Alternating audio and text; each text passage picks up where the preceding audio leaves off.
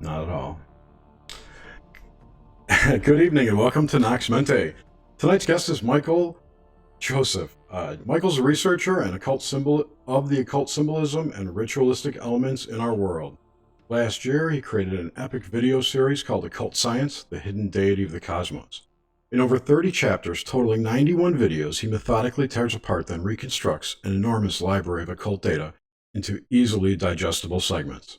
Since the release of Occult Science, Michael has started a great new podcast called Proud to Be Profane. His latest project, An Occult Guide to Cryptocurrency and Blockchain Technology, looks spectacular. Also, be sure to check out his NWO New World Order 2018 Astrological Forecast miniseries. Also excellent. Michael, welcome to the show. Yeah. Oh, no.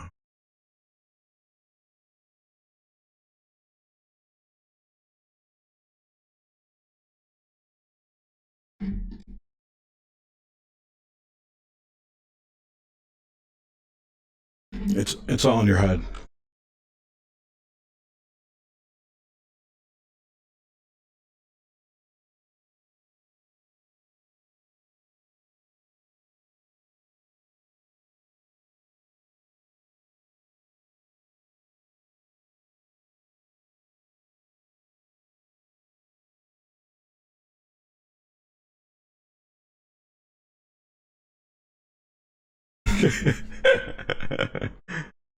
That's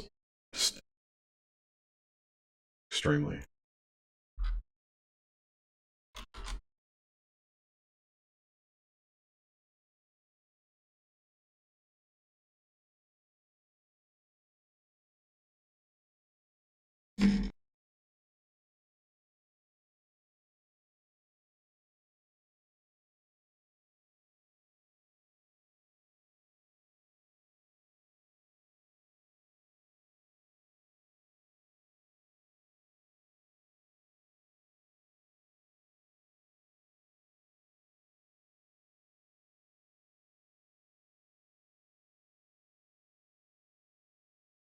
Hold on, guys.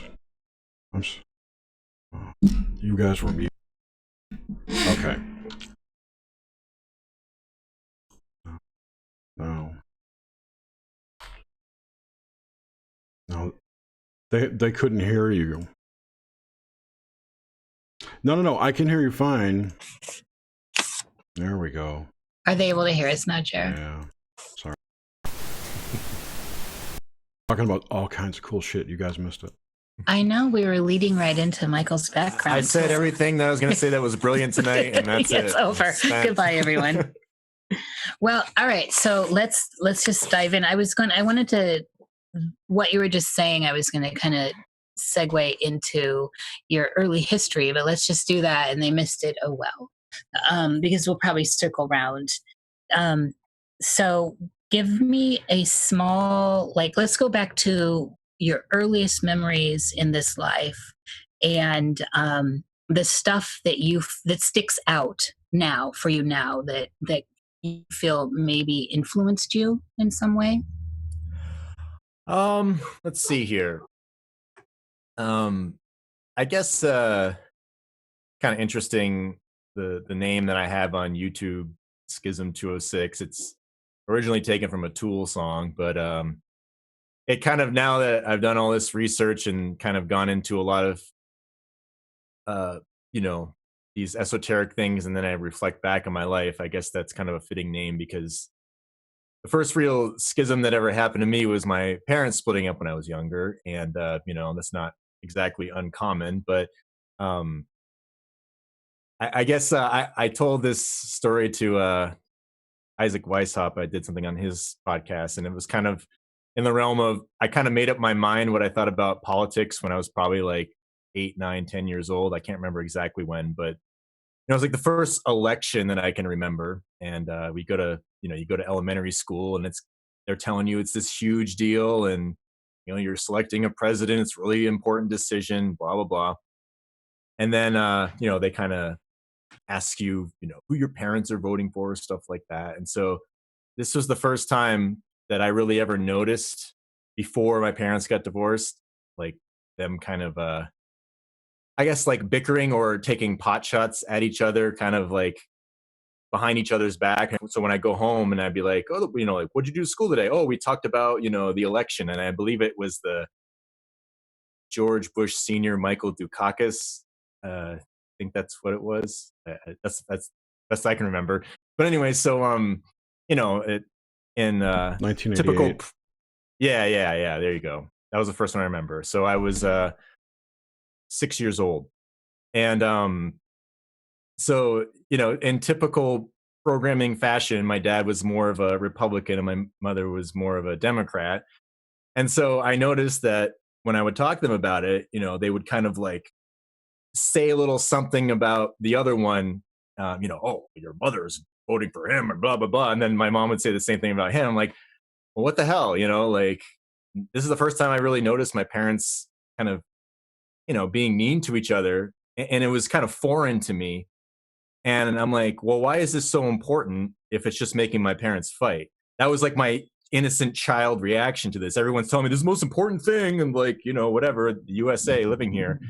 Mm-hmm. And so I'll always remember that. And I never gave two shits about politics moving forward. I never voted except for once when my ex-girlfriend basically, I just did it to get her off my back.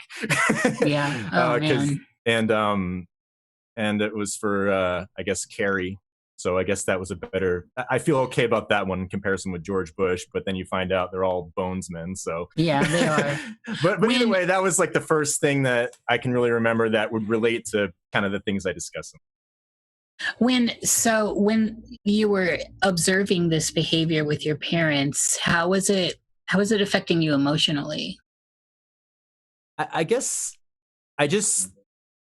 it was more of like I was taken aback. Like I didn't like it. Obviously, it was just it just made me kind of confused, I guess, and a little sad. And when you're a kid, you just think, well, they're my parents, and you're just observing stuff. You don't really know a lot of what to make of it because you're still kind of absorbing what's going on in the world and being like, well, what the hell is this all about? And then I don't remember. It's been a long time, but I guess maybe a year or two later, they got divorced, and then I started noticing a lot more of the fighting. And maybe I didn't notice it when I was younger before that, but that was the one time I noticed like subtle hints of it. And I guess maybe it was this precursor of things to come.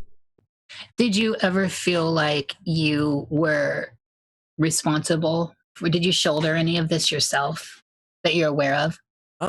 Not really. I've actually been pretty good about not feeling guilty about most things that if I objectively look at it, I didn't really have to worry about it. And I've definitely felt guilty about some things that I still do to this day. And I, made some bad decisions, but stuff like that, not really. It was just sort of, I don't know. It's very conducive to the song Schism by Tool, where it's like, I know the pieces fit, I watch them fall away. It's like you've seen your parents together working it out, being fine, and then it kind of goes away. And then this is a pattern that would kind of follow me into some of my relationships in life, and very strangely stems back to that. So, I don't know. It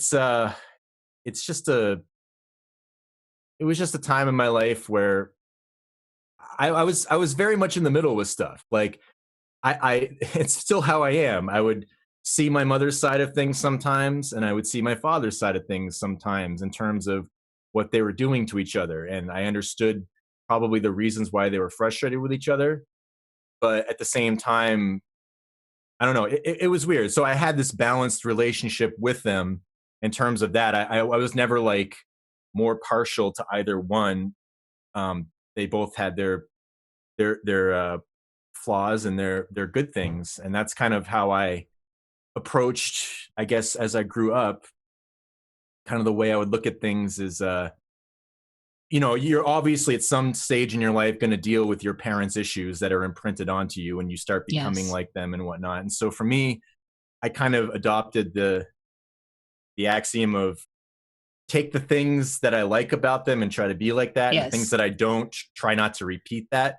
Yeah. And then you go through a cycle where when you try not to repeat that and you don't do those things, I got well, I guess more from my father, because my mother died when I was younger, but my father, as I got older, Oh, some things he would do would really kind of he's a very messy person. I don't want to reveal too much about him, but I was a very messy person when I was younger. And then I realized that I didn't function well like that. I actually, once I moved out, when I turned 18, I slowly started becoming a much more organized person. And I realized that that was really how I was.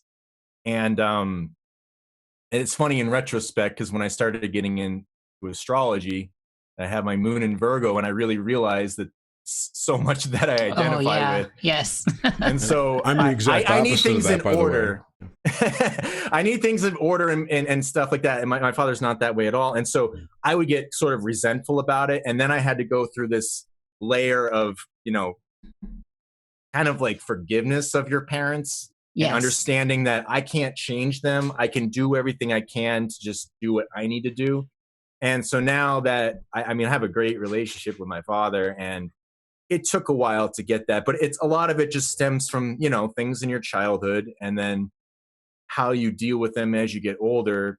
I think will shape a lot of those things. And luckily for me, I was always able to, I never had like this, any pent up resentment that made me like overly rebellious in a way that was nonsensical.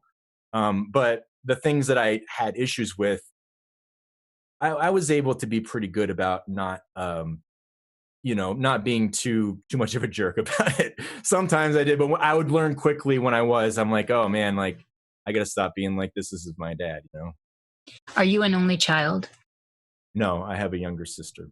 Okay. And since you already teased us with some astrological stuff, what is your sun and rising? At least get the 3 out. I have Capricorn sun and rising. Oh my. Oh, yeah, the sun is that Saturn energy. Double yeah, Capricorn. and my Saturn's in Libra, and it's conjunct Pluto, and they're both square my sun, ascendant, and nodes. So oh my goodness. It's pretty interesting, like once I learned about astrology. But my moon and my sun are trine, and so maybe that's perhaps why I'm able to, my dad and my mom be kind of like this harmonious balance between them. I don't know, Yeah, that trine energy is nice. Okay, so back to young you. What kind of stuff was affecting you, or did you enjoy in like the world, like in the city, going to the woods, TV shows, music? You did mention an awesome song by Tool, though. I love Tool. Yeah, I guess music was something that I enjoyed growing up, and it helped me through a lot of things. I was kind of like a sort of a metalhead when I was younger, but I really liked a lot of the more grunge bands. And then I went through this really weird like hip hop phase in my late teens and like 17, 18 years old, but it was at least what I considered to be good hip hop. And then I realized like I liked it, but it wasn't like, it didn't really, it was kind of like this fad that went through a lot of my peers, and I did enjoy a lot of the music, but it wasn't really me, and then I went back to like rock stuff, and that's really who I was. And then eventually, I was in college for a very short stint, and I hated it. And I can say that now. Back then I didn't want to admit that. And then I started playing guitar, and I was really not talented at all with music, but I was so frustrated with my experience that I thought, well, the other component is what I did when I was a kid. I played a lot of video games. That was kind of my escape. I also played sports and stuff. So I was kind of weird. I was kind of like a nerd, but also played sports, and I would party when I was later in life, and had Which fun video with my games friends. did you like? I liked a lot of the, I guess, more like, I guess, RPG fantasy stuff. Like I play like a lot of the old Final Fantasies and Zelda games, but I also some of I love Zelda. I like some of the shooters like James Bond 007, and I was also like really good at video games, so that helped me like escape even more. And then once I kind of realized that I'm not going to solve a lot of my problems from sitting around playing video games, not the most attractive thing, especially the girls. So I decided to transmute that into playing guitar, but the problem was I was really not talented at all with music, whereas video games, it just came naturally. But I just forced myself to get better at it. And that was when I really learned a lot of discipline, and I really kind of went kind of crazy trying to get better with music. It's kind of like the amount of time I put in the Occult Science series is kind of like the amount of time I put into guitar for pretty much all the way up until the whole conspiracy shit hit my life. And so, yeah, well, this is so Saturn too, to just get your nose to the grindstone. And you also grew up in a time where you could actually make a living playing video games. I mean, it's not, it's less likely than becoming an NBA star, probably. But it's definitely something that could happen. Well, it's funny because now I look back and I see there's so much interesting programming in those games. Yes. That's related to a lot of occult stuff. I mean, like freaking Zelda is filled with it, I know. For better or for worse. I've heard that some of the games on some of the larger networks like Xbox Live and things, they're sponsored by the DoD, or there's some arrangement where they get like the best people who are like kill shots and shit. They'll bring those into the military. Hey, he's my good drone pilot. Or they'll fashion games after their systems in order to monitor who's best at it. I don't think Microsoft's involved. Maybe. Yeah, and I have like a weird relationship with video games because now I see it. I see the control mechanism behind it, and it's like exponentially increased. But it's also, I have to admit, there was, I think, a lot of benefits for me playing video games when I was younger in the way that back then in like the 80s and early 90s, they were way harder than now. I mean, now it's like all about playing against each other online. And I had some experience with that, but that was about when I started transitioning out of it. And so, to beat some of these games, you had to memorize all these patterns and there was no saving points or anything like that. So I think it really helped develop my brain for identifying patterns and just memorizational skills. Cause I can like go back and like, I don't know, grab one of the Mario Brothers and I still know how to go through it. It's really crazy. Like I've done it like drunk at parties before when like, in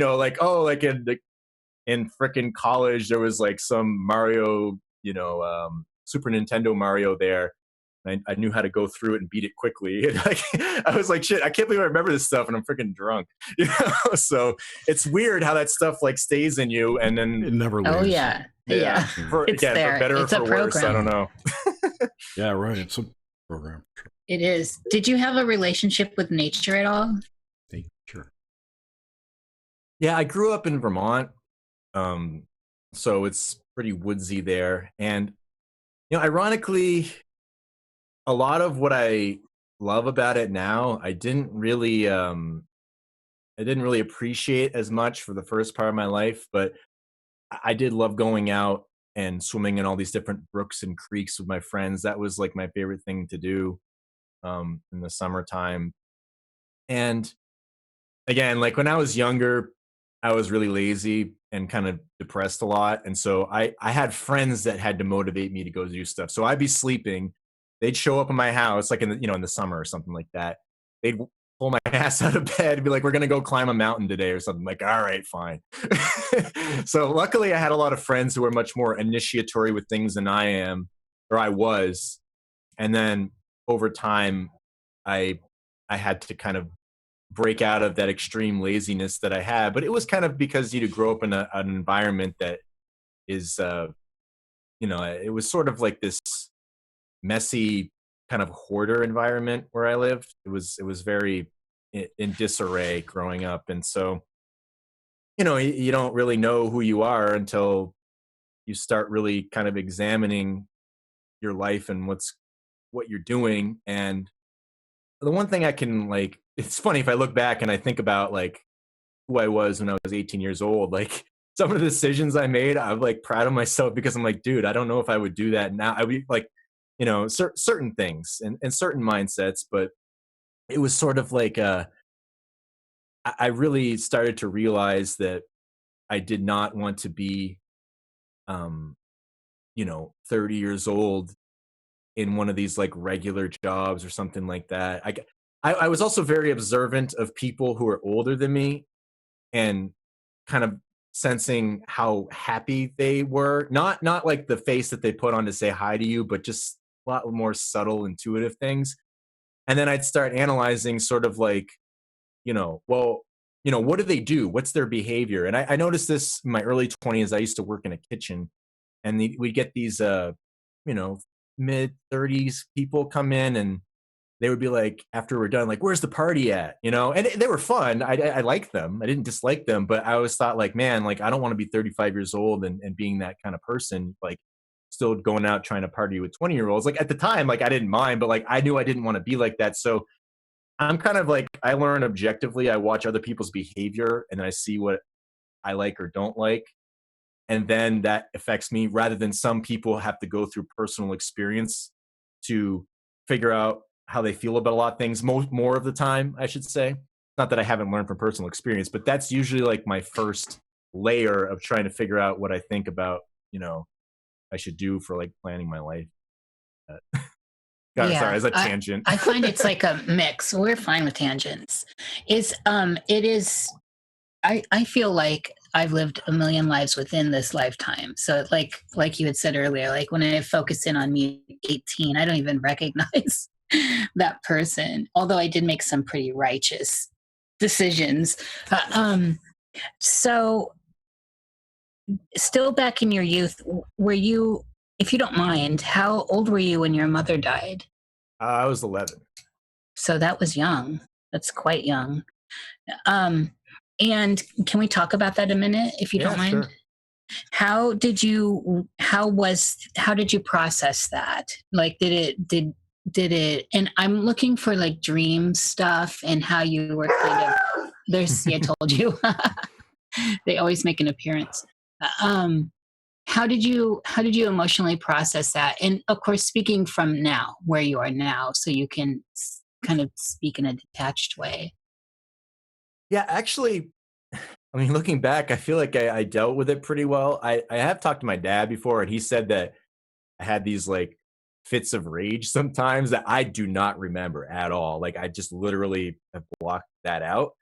But it wasn't something that happened a lot. It was just more like within the first couple of years. But other than that, like I never felt sorry for myself, or when I did, I felt like it was wrong. And like not maybe not like that it was wrong, but just like this isn't going to get you anywhere. I also felt like I didn't really have a problem talking about it, but I felt weird talking about it because of the other people's reactions. Like, I'm probably like, oh, geez, this is going to be a downer, or like, when's the appropriate, like, you know what I mean? Like, I just kind of felt like I would hear other people, kids my age, they don't think about those things very much, and probably, I guess. And I just felt like I was putting them in an uncomfortable position. So I was more concerned about how other people felt with me talking about it rather than me talking about it. So I just, I don't know. I just kind of moved on, dealt with it. I mean, yeah, there were a lot of things about it that it just changes you. It just makes you grow up a lot quicker and makes you not care about certain things. Certain things aren't as big of a deal, as some people are making it out to be. So I would notice there'd be like a lot of drama amongst people in my, social circles or my friends, that I was just kind of like, this is just dumb. And I didn't judge people for it. I just kind of detached from it. And I'm like, okay, let's wait till we start talking about something interesting. So I was the kind of person that I always wanted to talk about more in-depth things anyways, just kind of growing up. Like, I didn't have any problems having like sort of philosophical discussions. And I had a few friends that we could talk about stuff like that here and there. But just generally speaking, I kind of kept to myself about it, but it wasn't something I felt like I was repressing or anything. I just kind of how I dealt with it. And I had a lot of good friends and family. Like my best friends, they had a really nice family. They like, I would go over there all the time after school. I'd go to their houses to do homework where it was clean and orderly, and they'd sit down for dinner and stuff instead of going to Taco Bell. And what's wrong with hanging out at Taco Bell? Well, hanging out there is fine, but I used to eat terribly too. That's the other thing, and it just didn't know any better. That's just kind of what happened. We'd go to McDonald's and Taco Bell, and I wouldn't think twice about it. And then as over time, I had to break out of that, and now I'm much more health conscious, and that's something that I had to learn a lot too, how to be more healthy and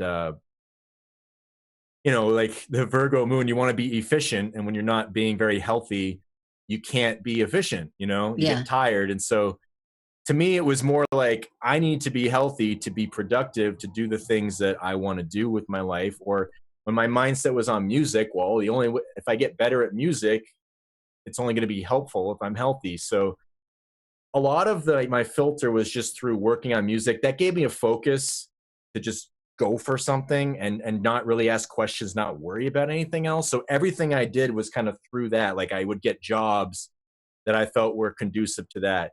Is there any way that I could figure out how to work on something in a situation where most people wouldn't think about that, but I could find a way, that kind of stuff. And so, that's really how I got through a lot of it. And before that was just like hanging out with friends and playing sports. I played soccer and basketball, and I loved being outside playing sports. So that was more of my nature experience. And as I got older, I started smoking pot with my friends. I was probably like mid 17, 18 years old. And I'm glad that I didn't do it earlier than that. Mm-hmm. And then I became more like disinterested in school. My senior year, I just did not give two shits about school. But before that, I was always like, okay, I should probably try to do well. And but like by that time, I was like, okay, smoke some pot and go play ultimate frisbee with some hippies, and that was fun, So I kind of I was weirdly in a lot of different worlds. I liked everybody at my school. I got along with everybody, but I always had issues with those people not getting along with each other. So I was very Saturn and Libra, very Yes. objective to everybody. Yeah. And I liked everybody, but when people didn't get along, that was what would stress me out more. Did you and just to wrap up some of the early stuff and the stuff with your mother, did you have dreams? Did she pop up in your dreams when you were young, and even now? Has she ever been in that landscape? Yeah, not so much when I was younger, not that I can remember. But I have had some over the course of, I don't know, I guess my 20s into now. I can't recall the time when I had them, but I've had some where I'll meet her. Sometimes it's like meeting her and talking with her, and it's not like she's gone the way we're talking. It's like nothing happened. And then sometimes, this is probably the one I'll remember most because it was kind of weird. I remember I was in this very barren train station where it was almost like a little bit desert like, but with big rocks, and there was this giant train coming through, and that was all it was. And my mother was there, and I was just talking with her about whatever. And it was one of these things where I hadn't seen her in a long time, so we were just talking. I can't really recall any of the conversation.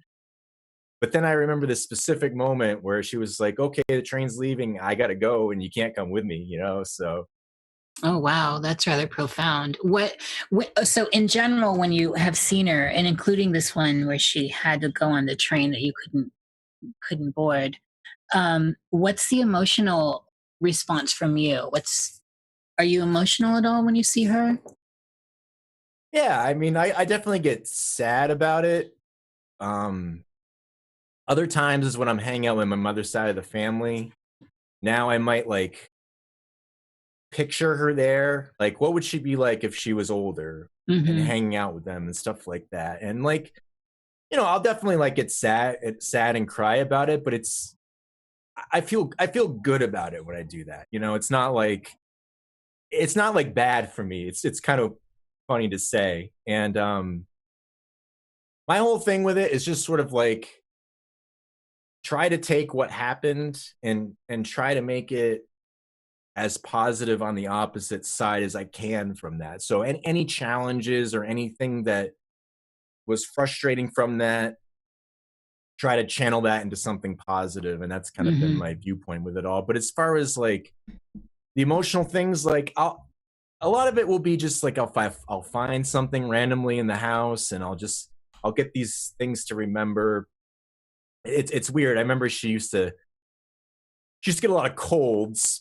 I mean, she got sick with cancer, and that's how she died. So I think the last couple of years, she, would be a little bit more sick more often than not. And so I would find these old jackets, and there's all these old tissues in there. And then I don't know. I actually, it's weird. I can probably like remember like smells more than anything else. Like it's hard for me to picture the sound of her voice. I can't really recall it at this point. I mean, it's been so long, Yeah. but Yeah. Sometimes I'll get a smell here and there, and I'm like, oh, that reminds me of something. Yeah, that's very cool. And then lilacs were her favorite flowers, so whenever I see those, that's kind of like it's lilac season right now too. Yeah. And I actually got something I miss from Chicago. And lilacs, Jerry? Yeah. So yeah, and it's one of those things as you get older, it became less and less that I would think or be reminded, but whenever it would happen, I have a lot of memories, so they're still pretty vivid once my memory gets jogged. Once it kicks in. My turn. Oh, carry on. Sorry. Have you considered the numerological significance of the age you were when she died? Not really. I also thought it was interesting. There's this Tool song called Jimmy, and the singer, his mother didn't die when he was 11, but she came down with like some crazy illness. But not really. Obviously one of those important master numbers in occultism. But that's what I was thinking. New beginnings and all that. And yeah. I never really thought about that. Yeah. How old was she? I think she was 43. If you said 39, I was going to laugh. I'm sorry.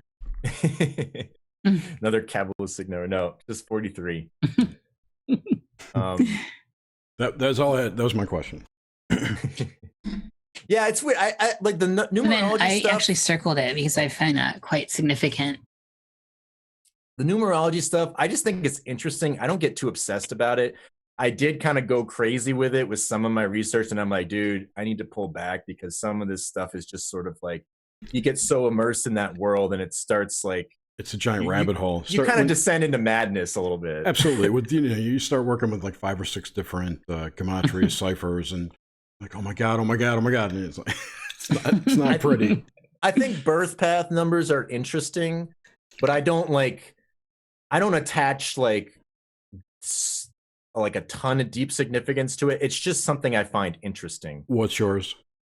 26, and then reduces to 8. So you're a life path 8. I'm a 7. Yeah. I'm a 7. Yeah, that's part of some of my series is like going into some of the life path numbers for certain events. So you have the JFK number. Yay me. The Chariot and the Tower card. Those are like the counterparts for that. Yeah, definitely. You kind of roboted? Did I hear you were born on a 26? Yes. Oh, okay, cool. Me too. Oh, that's cool. And I've noticed that I get some like 8s or things that add to 8. Like right now, my address is 44.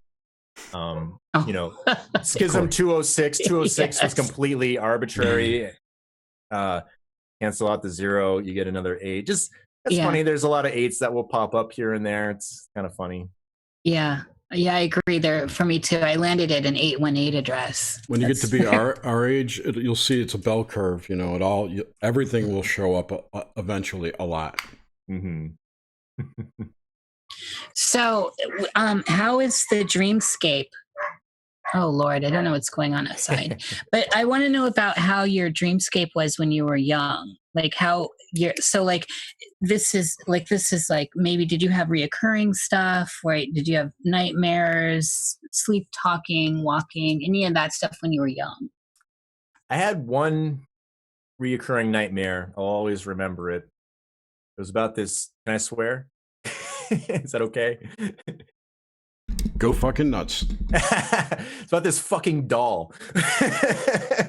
And it was like, I don't know if you remember, like there was like those like fold over paper clothes that you put on some doll thing. I didn't like play with them, but you know, like having a younger sister and being around toys when you're younger, you'd see those things. So I'd have this weird dream, and I'll always remember this. I must have been like 4 or 5, I don't know. My dad would be like, "Oh my god!" Like I remember you waking up from those dreams. And what would happen was, this is really strange, but like it would be like the paper doll silhouette thing coming at me, and it would always be in my parents' room. I didn't sleep in my parents' room, but like I would be in their bed, lights off, no one's in there, and I'd hear this weird piano music, like if somebody was just hitting all the keys like really in dissonant ways, like whatever.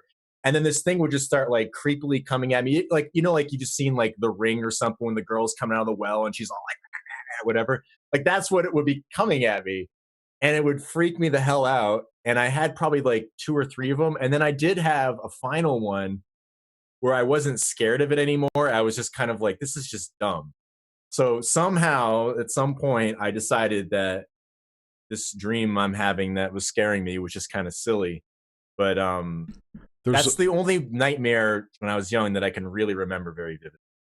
There was a show on FX last year called Legion. It's a Marvel comic adaptation. It's amazing. Amazing. It is really interesting. The main character was plagued by dreams of a paper character coming after him. This season is blowing last season away, by the way. Trippy. Okay, so also this is interesting for Jerry and I, at least. So you said you Fuck you. have done devil's lettuce, and which I call that's marijuana. I call it devil's lettuce. I love that term for it. Anyway, but have you played with psychotropics at all? I think you'll like this story. I'm not really one of those kind of people. I did mushrooms a couple times when I was 18, 19, but the first time I ever did hard drugs, I was like 5 years old. Whoa, dude. I did LSD when I was 5. I'll tell you the story. This would probably fall into the dream category. So what happened was I was at my grandmother's house and I was playing hide and go seek with her. And I love my grandmother. She was awesome. But she was not very good at hide and seek. And so I ended up hiding in the corner behind this chair. I can still remember it was like this green chair. And there was like a stool behind it. And I was kind of down on the stool. And now that I think about it, I probably deserved it. She comes in the room and she can never find me. And so I decided to scare my grandmother. So I jumped up and I just go, boo. And then the stool kind of slipped and I came down on my tongue on the top of the chair like that. I cut a hole in my tongue. I was bleeding all over the place. So I had to go to the hospital. And so the doctor comes at me with this giant needle trying to numb my tongue so they can sew it up, and I freaked the hell out. And so I was just like, after seeing that huge needle, I was just like hysterical, apparently. I mean, I vaguely remember this. I'm just kind of hearing, I'm telling the story from my parents' perspective. And so the doctor, there was like this kind of hippie doctor there, out of the more serious doctor. And the one that was trying to jam the needle at me was the more serious one. So the hippie one comes over to my dad and it's just like, you know, there is a medicinal purpose for LSD.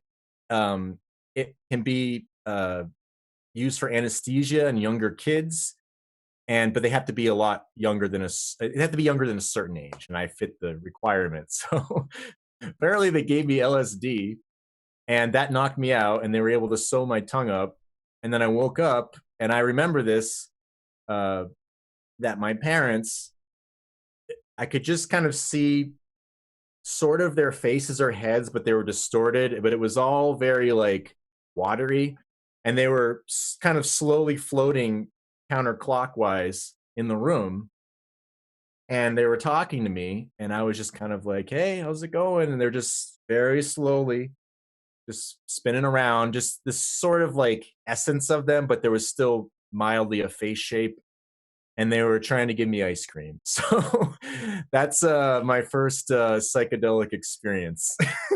That's amazing. I've never even heard of that use for it. Ice cream on acid. Maybe the guy just made it up. I don't know. But it works. Wow.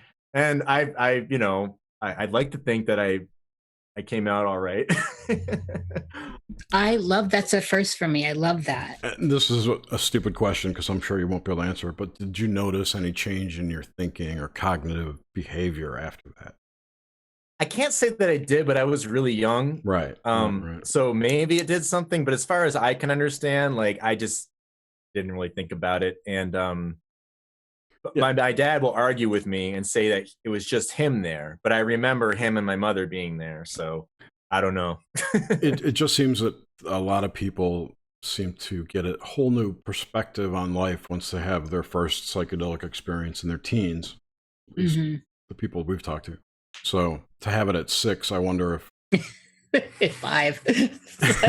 They're 5, yeah. It was pretty young. No, there's nothing wrong with it. It's cool. Yeah. It's one of those stories, like, like people will do, like, you grow up in your late teens, early 20s, and people are trying to be all impressive with their drug stories. But like, oh, I smoked pot when I was like 9. I'm like, dude, I did LSD when I was 5. Fuck you. Like, I would say it in like a joking way. Like, I never got, like, I hated that stuff. Like, This I hated one time I was this 5. competition thing about like how many drugs you did. Like, Right. This one time when I was 5, I tripped balls, and it wasn't at band camp even. Oh my God. That's awesome though. I was aware that there were other uses for it. I just didn't understand that it had found its way into that kind of use for people under a certain age. So that's fascinating. Unless the doctor just made it up and had some on him. No, but I can't imagine in reality that would be a case.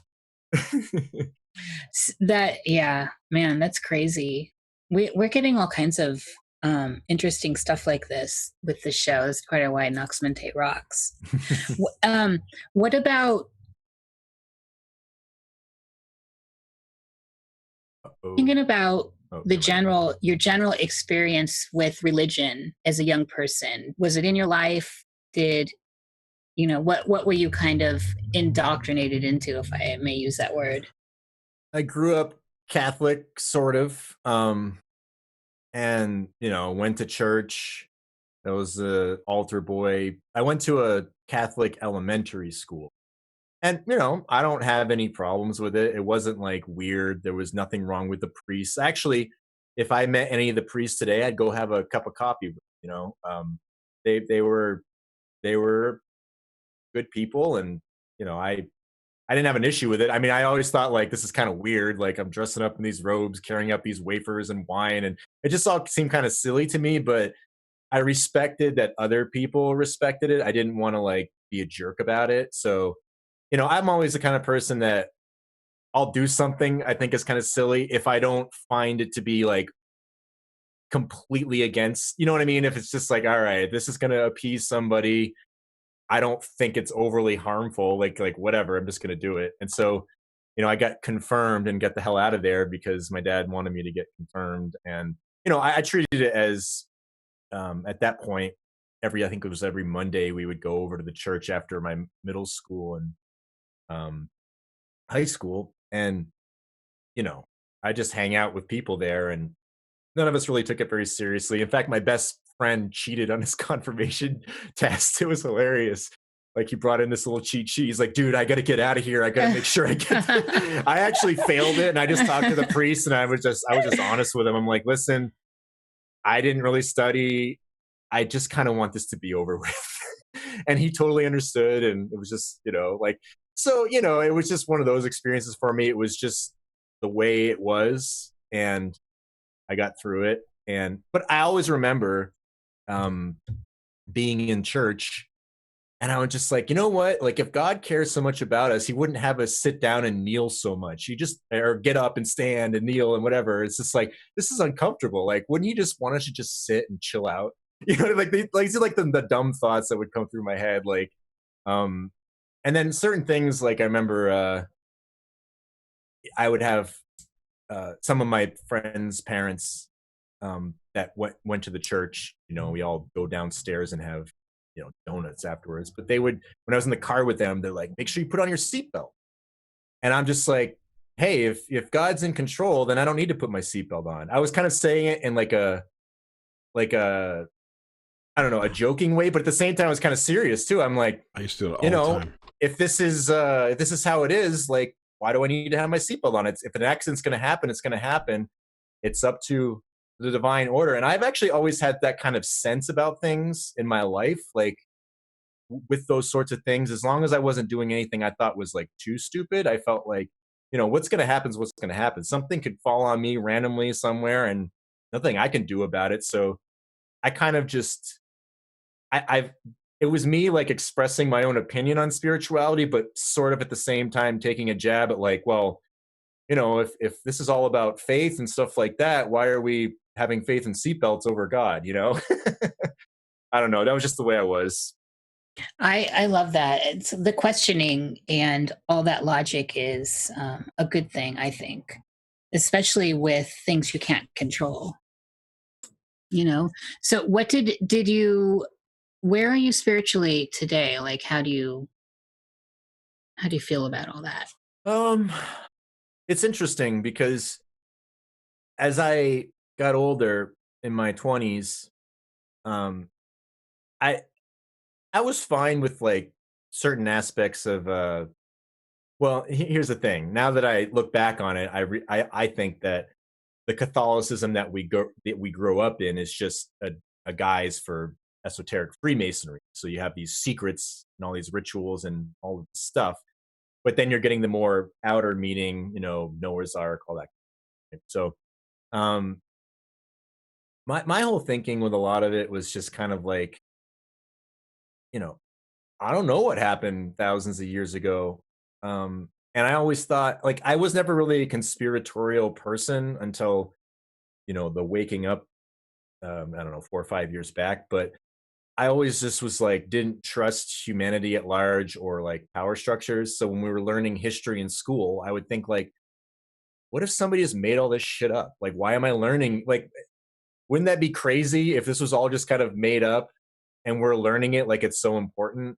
Like, I was so disinterested in things from that angle, and so I wasn't really like that trusting in these sorts of things. So when it came to like biblical stories, I'm like, I don't know, maybe there was a flood, maybe there was an ark, maybe there wasn't, but I'm like, why would God care if we believed it one way or the other? Like, it didn't make any sense to me. It seemed like, well, that's kind of like, if God is supposed to be this all encompassing, like, incredibly the perfection of intelligence and understanding of our human condition, why would he give two shits if we believed in Noah's Ark or not? It just didn't make any sense to me. But I never, like, I was like, well, maybe there was a big flood, maybe not. I've always been pretty open to like supernatural stuff, but I just like, why would I have to say that I believe that when I don't know? That just seems kind of silly and almost arrogant in a way. Like, you're putting all your faith in something that, Hmm. you know. And so like, this was kind of my relationship with a lot of that stuff. And then as I got older, I really hated when people pushed um the kind of evangelical saved Christianity on you. You know, you'd be walking down the street and somebody would come up to be like, can I talk to you for 5 minutes about how Jesus died for your sins? And I would just get really mad at them. And I was just, my biggest issue with it was like, you're selling your religion like it's a t-shirt.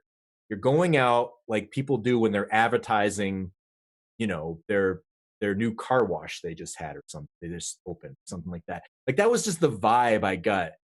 And to me, it's just like, okay, if having this relationship with God is supposed to be this personal, deep thing, like, shouldn't that just be between you and without anybody else? You know what I mean? And why do you need to go out and try to force that upon somebody? To me, it was just sort of like, you're actually negating what I think would be something healthy about any sort of version of spirituality. It's just sort of like, if you're trying to espouse that, oh, God knows you and who you are and what you do, then why, like me walking around trying to get somebody to believe that, it's almost like you're saying, well, I can do it better than God can. Like, why would, you know what I mean? But their mindset is like, oh, this is what God wants me to do, right? So I was always just very mad about when people would try to push that whole, like, you need to be saved and all this stuff. I just never really understood that. And as things evolved and I looked into the more conspiratorial aspects, I kind of went into both polarities, because what happened was, when I woke up, you're in this new stage of infancy, right? You're like, there's this whole world of things that's been going on that you've been in the dark about your whole life. Maybe you've had some inklings or intuition towards something going on, but when you start really looking at all of the, I guess, the occult aspects, the occult religious aspects, that's what really got me when I started learning about, you know, Freemasonry and the 9/11 symbolism and stuff like that.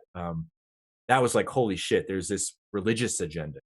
And so that to me forced me to look at a lot of spiritual perspectives, because if we have this controlling group that's in charge of so many institutions and they have religious beliefs or spiritual beliefs, I think it kind of forces you to look at it from that perspective. Like, what do you think about religion in the spiritual world, or uh, whatever you think is going on in the metaphysical realm? And so I kind of went through this polarity where I kind of got a little crazy new agey, and then I got kind of like the opposite side. I actually ended up becoming like more of a saved Christian that I was hating before.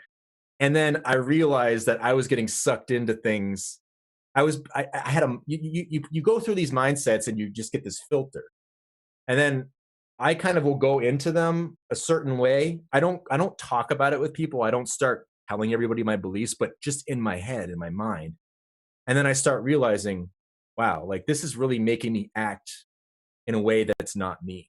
This is not who I am. And these aren't the things that have made my life better. This is actually making me probably a worse person when I think about something in this way or that way, or it might be making me delusional.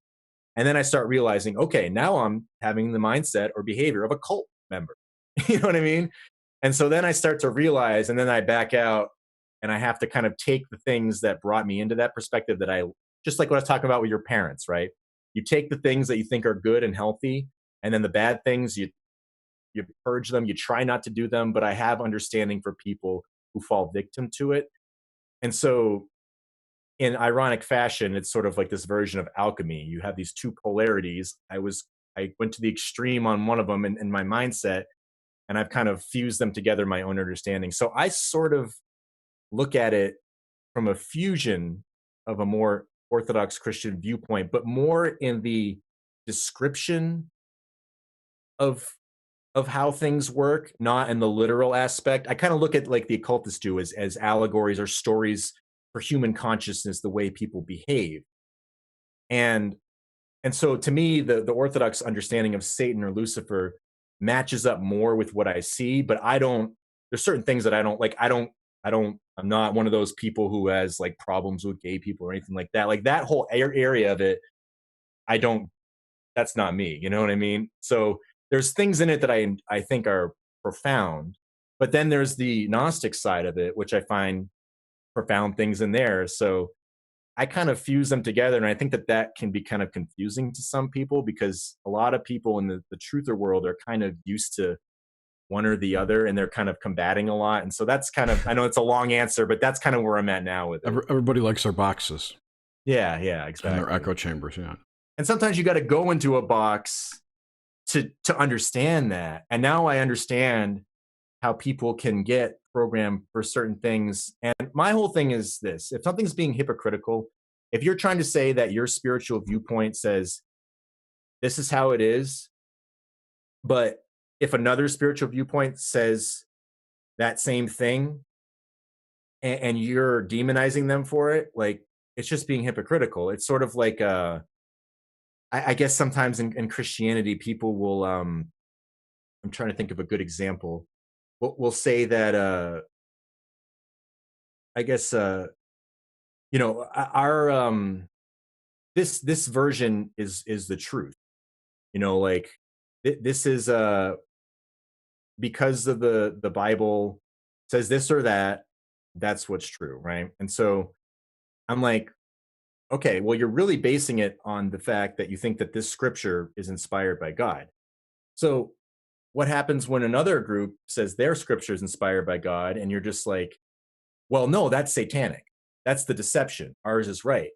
Well, I'm like, well, it, what if you looked at it from the other side of it? Some you could say the same thing that you know what I mean? Like they could say the same thing about you. What's the difference? And this is my issue with a lot of it is like I just notice a lot of hypocritical behavior with certain viewpoints. And when I start seeing that, and especially when people start using like buzzwords or language that like a lot of people, I mean, I'm not trying to be like a bashing person here, but some people will use these arguments. And I've read like some C.S. Lewis stuff. And when they use these arguments, I'm like, you're just regurgitating what C.S. Lewis said. Like you're actually like, I've read some of that and I'm like, you're repeating it verbatim. And they're acting like, well, this is proof.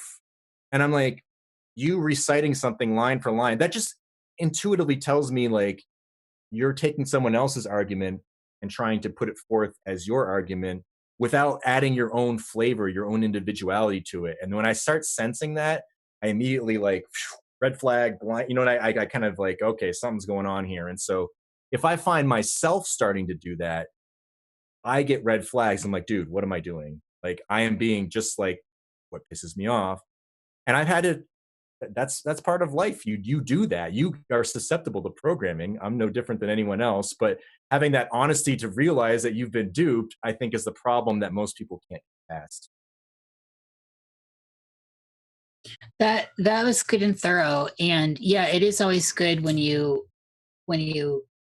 feel that projection happening where you start doing what you hate. Or, and those things. Let's talk dreams now, Michael. Yeah, So now that we got the second half of the show out of the way. yeah.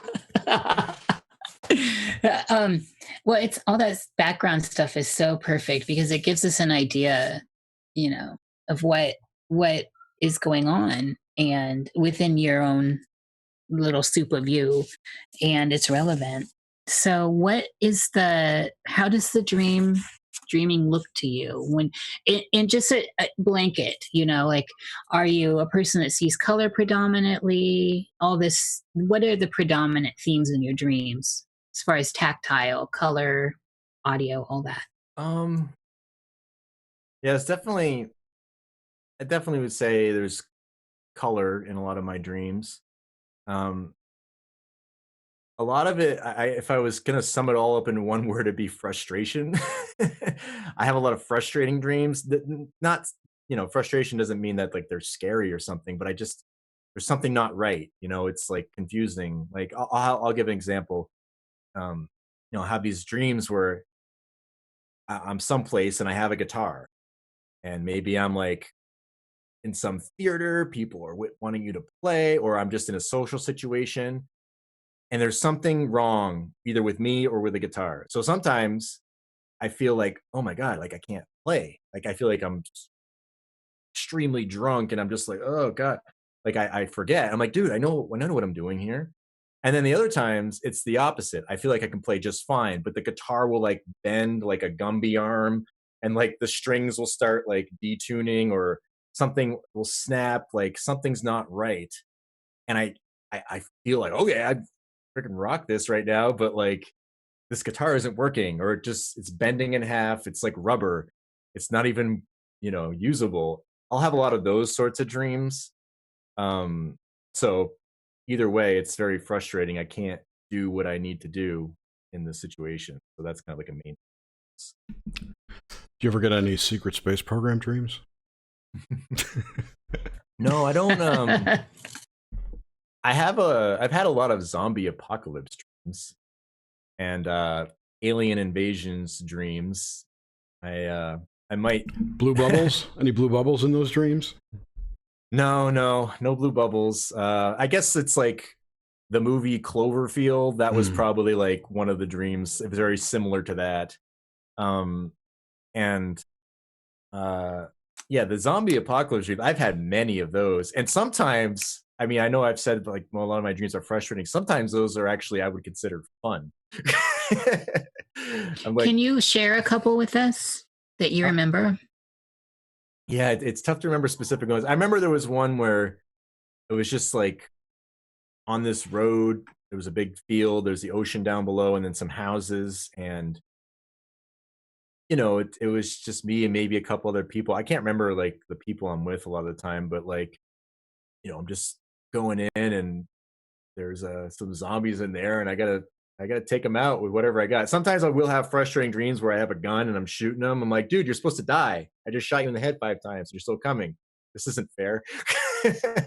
But overall, it's just sort of like, I don't know, just every zombie movie you see, it's kind of like that. And luckily, like, I don't feel like I ever die in dreams. I feel like I'm at a point where, oh God, I'm falling. This would normally kill me, but it doesn't happen. So luckily, like, I don't have a lot of fear about that sometimes. And then I guess the other frustrating thing is sometimes if I'm in a dream and I feel like it's fun or I'm enjoying it, that's when I'll realize I'm dreaming and then I wake up. That happens a lot. And then I guess in terms of like environments, very earthy, sometimes watery. I'll have dreams about water and stuff like that. I have some dreams where I'm like kind of up in the air, but I'm never too high. I'm never in outer space or anything like that. Whatever outer space actually is, I don't know. But it's very, very grounded, very watery and earthy for the most part. I actually want to go back and maybe if you could share a couple of the alien invasion dreams too, at least themes. I'm interested in that. Yeah, when those have happened, I've been in the city. And there's just like shit going down in the sky. I kind of hear like weird alarms going off. And I do remember one specifically. I was at I live in Boston now. I was at my apartment, and my girlfriend, she used to work at this co-op place. And so in the dream, there was all this stuff going down, and I was trying to help the people around me, my roommates. And I'm like, I really need to get over my girlfriend and, freaking save her. And so on the way over, there's like, aliens in the street trying to kill people, stuff like that. And, eventually I got over there and I was able to find her. And after that, I was extremely relieved. Even though stuff was still happening and going crazy, I was actually just very calm about it. I was like, okay, I got her. We die together. We die together. That's the way it should be. What did the aliens look like? Kind of hard to remember, but I guess probably like similar to what you've seen in movies, like tall, skinny shapes, weird, deformed heads, stuff like that. Some of them might have been more like apparitional, a little like ghostlier flashes of light where a shape takes form and then it darts and then kind of dissipates. And then some of it is just sort of like, I'll have dreams about seeing a bunch of craft in the sky. And I'm like, dude, that is not normal. Something's going down. Kind of like Independence Day kind of stuff. And it's funny because like that a lot of that happened, not all of it, but a lot of it when I was like, first looking into a lot of conspiracy stuff, and I was going down that whole rabbit hole of aliens and Nephilim hybrids and stuff like that. And now I'm kind of like James Comey, right? Yeah, I don't know how I feel about a lot of that stuff. I wonder how much of that is legitimate or not. I'm kind of more of like, not to poo-poo anyone who's like an alien person out there, but I'm kind of more of like this psyop person around a lot of it. But I do think that there's a lot of interesting paranormal stuff. Like I'm open to that, but at the same time, I'm a little pessimistic about certain things and the way it's presented. So my whole thing is like, unless I experience something for myself with these things, I'm not really going to be like out there being like, oh, this is real, or that's real, or Bigfoot's real, or something like that, you know. But I have had a few paranormal experiences in my life, but nothing too crazy. But I've always been very interested in other people's stories. Sure, absolutely. It just begs the question, what you were saying, though, is what is real? If these people experience these entities or these beings in whatever state of consciousness they're in, is that not real? Yeah. Yeah, that's a very interesting thing to think about. And I always think about that too. Like, outside of this realm that we're accustomed to, like, what is going on? So when people are, you know, in altered states of Is consciousness, there even anything outside of it? And I tend to think that there is, just because of my own personal experience, but I also people kind of take that externalization of things to an extreme sometimes. But I don't know. Like, have you ever seen the movie The Skeptic? No, I don't think so. It's not the best movie in the I'm world. not It's kind sure of under if the I radar. have. It's basically a typical haunted house story. This guy is a skeptic. He's a lawyer. He doesn't believe in anything supernatural. I think there's a logical explanation for everything. So he inherits this house, and it's haunted to him. And he has all these repressed memories, and it's actually the ghost of his dead mother haunting him. But the way it goes through it, it leaves you with a choice at the end. Was everything happening to him in his own head? He was hallucinating. He was envisioning things. It was his psyche that was repressing things that couldn't be repressed anymore, or was there actually an external ghost? And I think that that's what's interesting. Whichever way you look at it, whichever way you choose with it, the effect is kind of still the same. You know what I mean? That's kind of how I view a lot of this stuff. Right. Yeah, I totally. Yes. Perfect. And yeah, so there's a lot of movies I think that are good like that. They leave you with this choice of two ways of looking at something, but the end result is still kind of messed up. Like, have you ever seen the movie The Conspiracy? I think so. It's about it's kind of like a documentary style of these two guys. It's kind of like Alex Jonesy. They infiltrate this Illuminati ritual. But anyways, at the end of the movie, you're kind of left with a choice. Was this all an elaborate prank to scare one of these infiltrators, or did they just kill him? And it's pretty interesting because I remember reading some reviews, and people were like, I don't understand. Like, this movie was so dumb. They just let the guy go. And I'm like, dude, they killed him. You know what I mean? But it's so funny. Some people would have that reaction, and it's very interesting. I like movies like that leave it open. There was the game is not, it doesn't leave it open. I mean, but it's also an example that where this guy doesn't know what's going on. Yeah, that's a very esoteric movie. I use that as an example a lot. Maybe that's why it's on my mind today. Well, it's the it's very interesting because it's a hoax event played around somebody with racist actors, and they flower pickers. That's our term for them. Okay, there we go. I don't want to get a video shut down.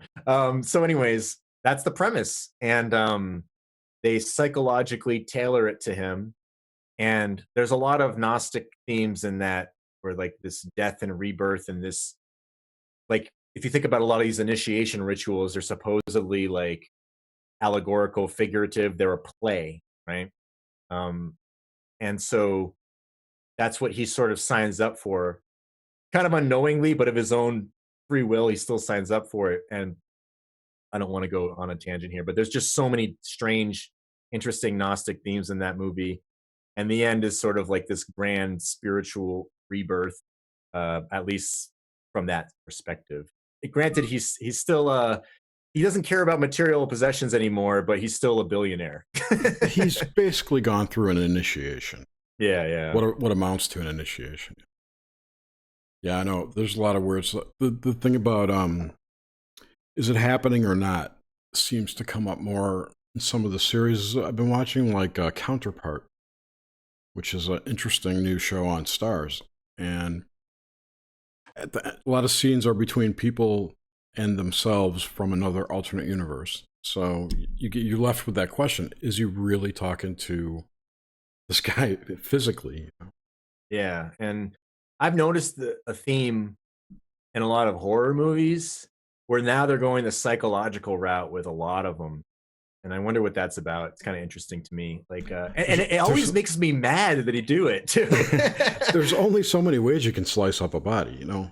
Yeah. Yeah, I've always loved the psychological horror. And if you look at the movies that are produced year after year, the amount of horror movies, slasher flicks, is becoming a majority of the films that are released. Mm-hmm. Which that could be why too. Yeah, and it's weird. Like, I'm one of these people where I have this probably unhealthy fascination with kind of like messed up shows or things like that. I don't know a TV. I'll watch some stuff on Netflix with my girlfriend sometimes. I try to. But you love Faces of Death, is what you're saying. There was a show we watched called The Following that I liked. It was kind of predictable after a while, but like it was this dark show, and the end of it was very interesting. Have you ever seen it? Kevin Bacon series? I have, yeah. Well, it sounds so familiar. I just don't remember. It wasn't one of my favorites, but I did watch it. It's not for everyone. It's pretty messed up, but it's basically. See, I don't think it's that messed up. That's why it wasn't one of my favorites. I remember now. I did not watch it. Well, it's about like cults that go around, serial killer cults, and then the very end. There's also here's another theme that I find a lot: people faking their deaths, and most people think that they're dead, except for a few initiated few. And I wonder what's going on with certain celebrities with that. But the point is, at the end of it, he fakes his death, and he ends up becoming he was an FBI agent, but he ends up becoming a serial killer himself. And now he's the where they leave it hanging, and there was supposed to be another season, was he was going to start hunting down bourgeoisie Illuminati type people who do messed up rituals in mansions, and then they canceled it. I thought that was pretty interesting. Yeah, they always seem to do that. It's interesting. This is another thing too. If you look at the shows that I just ruined it for everyone. Yeah, okay. Spoiler alert. Go back and look at shows that had one season but produced a lot of episodes or a lot of good content, because it's interesting what gets canceled and what gets through, because there were a ton in, I think it was 2005, there were like 3 separate ET invasion shows that started. Well, now it seems like when they pitch the shows to the producers, they pitch them, they're shorter now. So it's like 3, they pitch with the ending and they're like 3 seasons and they wrap them up instead of leaving it like Firefly and all this other stuff where it never got picked up again. So if they have one even. Yeah. I totally forgot what I was going to ask. It was a really good question. Oh, well, I know. What I was thinking was that, in a way, what you're describing in The Following, where this guy's investigating these groups who are doing these things, and then he becomes that thing. It's almost like another initiation path, really, where you start learning about, say, the occult, and then you become an occultist. Yeah, tell me about it. Right? Well, do you do any magical work? No, I don't do any of those sorts of things. Okay. I just use it as a system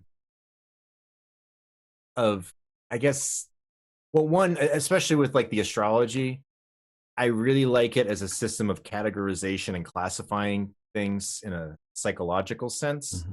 You know, like taking a planet or a sign, and there's all these different attributes, archetypes, whatever. It's really like, now I'm at the point where if I meet somebody, I'll be like, oh, you know, this person's kind of more of a Mars vibe. Now, is it a healthy Mars vibe, or is it a more like yeah, you know? And I'll start assimilating guesses about, like, maybe they have certain things in this sign, or maybe they have this, or maybe like one of these houses. And I've gotten better about it, like, but it's just like, I think it's a great system to categorize things. And so for me, I have a relationship where I'm very restrictive with it. I don't get into certain things because I just don't feel comfortable with it. I don't feel like, for me personally, it's not my bag, baby. It's not my bag. Yeah, and like, even being a Saturnian person, I'm also just very cautious and careful, and I like borders and restrictions and limits when I feel comfortable. Where is your Pluto stationed? Pluto in Libra, right about the very end. What house? Transitioning. That's a debate for the house system. Placidus, I have my moon, Mars, Saturn, and Pluto all in the 8th house, although Pluto might be considered on the cusp in the 9th. And then if I use the Koch house system, which is I usually use that now, Pluto and Saturn would be in the 9th. Okay. Interesting. Isn't something going on with Pluto right now? It's retrograde, or it's about to hit the original point in the 1776 yes, that's what America it was. birth chart. Yeah, it's a Pluto pretty amazing. return. A Pluto return, that's what it was. That you were talking about that. Plus, there's also Uranus is going into Taurus. Yes. Which is significant. 2, 3, 4 weeks from now. Yeah, like but it's entering the 29th degree pretty soon. Yeah, and I did a little bit on Uranus and Aries in my Occult Science series with all of like the social justice hysteria that's been going on. And then on the technological aspect of it, all of these different projections and technologies being introduced in like this pioneering way, the Aryan type of way, you know? Now, you know, that totally jives with like, do you know who Cliff High is? Yes. Okay, so Cliff High's Webbot reports, that's what he was talking about later on this year. There seems to be a lot happening September, fourth quarter this year seems to like it's going to be interesting. Yeah. Yeah. And that's, I go a little bit into some of these things in the cryptocurrency videos. I don't know. I'm terrible with financial stuff. I don't know anything about it, but cool. I just look at the esoteric things. With all that Capricorn energy too, I would expect you to be a pro. Well, I have my moon and sun, being in Virgo and Capricorn. So they're much more like earthy and probably not, not conducive to being metaphysically minded, but they're both in the 8th and 12th house. So that's one thing when I too. learned about the houses in astrology.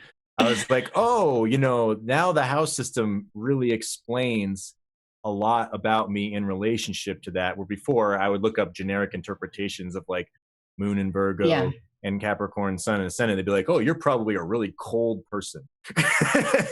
Yeah. And, I can be sometimes, but I feel like I'm also somewhat empathetic, and I think that a lot of the 12th house stuff happens with that. And not always the best thing in the world. Sometimes I have issues dealing with people and feeling what they feel, and that really bothers me for the rest of the day. Even though like I'm kind of still detached from it, it's weird. Can I ask you a question about lucidity in dreams? Sure. Do you experience it? Do you get lucid? Just knowing that I'm dreaming? Yeah.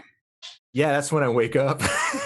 So I've had very few instances where I was able to take control of it and sustain it. So when it happens, okay, so before you wake yourself up, which is a common thing for people, they realize they're dreaming, and then for whatever reason they jump back into their shell. What happens in this time frame when it does wake you up generally? And exact examples are great too. Usually it's when I'm doing something pretty fun. So like, of course, maybe I'm playing basketball and I can just like dunk like crazy, and it's not a problem for me. Like, holy shit, I can do whatever I want right now. I'm dreaming. And then like, instead of going on and just like kicking the crap at everyone I'm playing against, I wake up. Things like that, So in that moment when you are aware that you're dreaming, does your focus change at all? What generally makes you realize you're dreaming? Is there a shift of focus? How is this working for you? I guess in some depressing way, it's almost like, oh, things are good all of a sudden? I must be dreaming. Oh no. I say that in a joking way, but that's kind of, but that really is what it is, I think. Like good in a way that it's just like beyond what's normal for me, that's kind of the catalyst, I guess. And has every time you have had this experience ended in you waking up right away? Have you been able to write it out a little bit? It's almost like you're on a train and it gets detached and I'm trying to get it back on the track so I can kind of stay there for like the next, I guess in dream time, next minute, maybe 30 seconds. And then it just, I'm awake. I do have a lot of dreams though where there'll be really epic dreams where I'll wake up and then I'll go back to sleep and then I'm back in it. And that's usually like the zombie apocalypse or these like really crazy dreams where like I woke up and I'm like, dude, if I could just take all that and made it into a movie, that would have been an awesome movie. Yeah. Oh, I love that. Yeah. And those are probably all in color and sound and all that. Yeah. That definitely, sound. Oh yeah. You asked me about that before. Definitely. I feel like I have my full 5 senses. Sometimes my sense of touch feeling isn't as refined as some of the other ones. I can always see things clearly, despite like maybe it's like this weird, watery, drifty nature to it, but I can still see things, and my hearing is good. And I'll have a lot of times where, it probably happens to a lot of people. You'll hear something that's going on around you and it will incorporate into your dream. So I used to go to sleep with music on. It's really weird. That's one thing like I used to do all the time, like clockwork. And then now it's just none. Probably because like I'm sleeping with my girlfriend next to me and she doesn't want to hear the stuff before going to bed. But like, and so a lot of times that will incorporate into the dreams. And it's hard to remember specific examples, but it would definitely like change the mood of the dream sometime. Or I would have like really comedic dreams where I used to wake up to the radio when I was in middle school or high school, because back then we didn't have all this fancy technology, and just had the radio. When I was a kid, yeah, I had the same clock radio that Neo in the Matrix woke up to in the first Matrix. I think it's a Panasonic one. I loved it, and so nice. Those were the best with the flips, the flip letters, flip numbers. And I remember there was this Melissa Etheridge song on. I forget what it's like. Does she love you like the way I love you, or whatever that song? Yeah, oh yeah. I remember having this dream. I was in my cafeteria, and this random girl that I knew, like I didn't really know her that well, but I remember in the dream she stood up on top of the cafeteria table, and she was just like all diva about it, and it was like hilarious to me because that's the kind of girl that would never do that. I'm like, what the hell was that dream? You know what I mean? Like, just like weird dreams that I'll wake up and I'll just laugh. I'm like, just because it's so like strange, like how did that even exist? It's just kind of funny, I guess. But have you gotten any feedback from your girlfriend that you sleepwalk or talk? She's never really mentioned it. I've had some times where I've done it, I've heard stories, but for the most part, I'm not one of those people. My dad told me when I was younger, he was up late watching TV one night, and apparently I just like walked in there, just kind of like staring, looking around. My dad's like, "Hey, Michael, how's it going?" I'm like, "All right." And I walked in, I must have been like 4.5 feet tall. And so, this little kid walking in, and I just, I sit on the couch, and apparently I just like looked down and I just like leaned over to like grab something that wasn't there. And I just sat there next to him.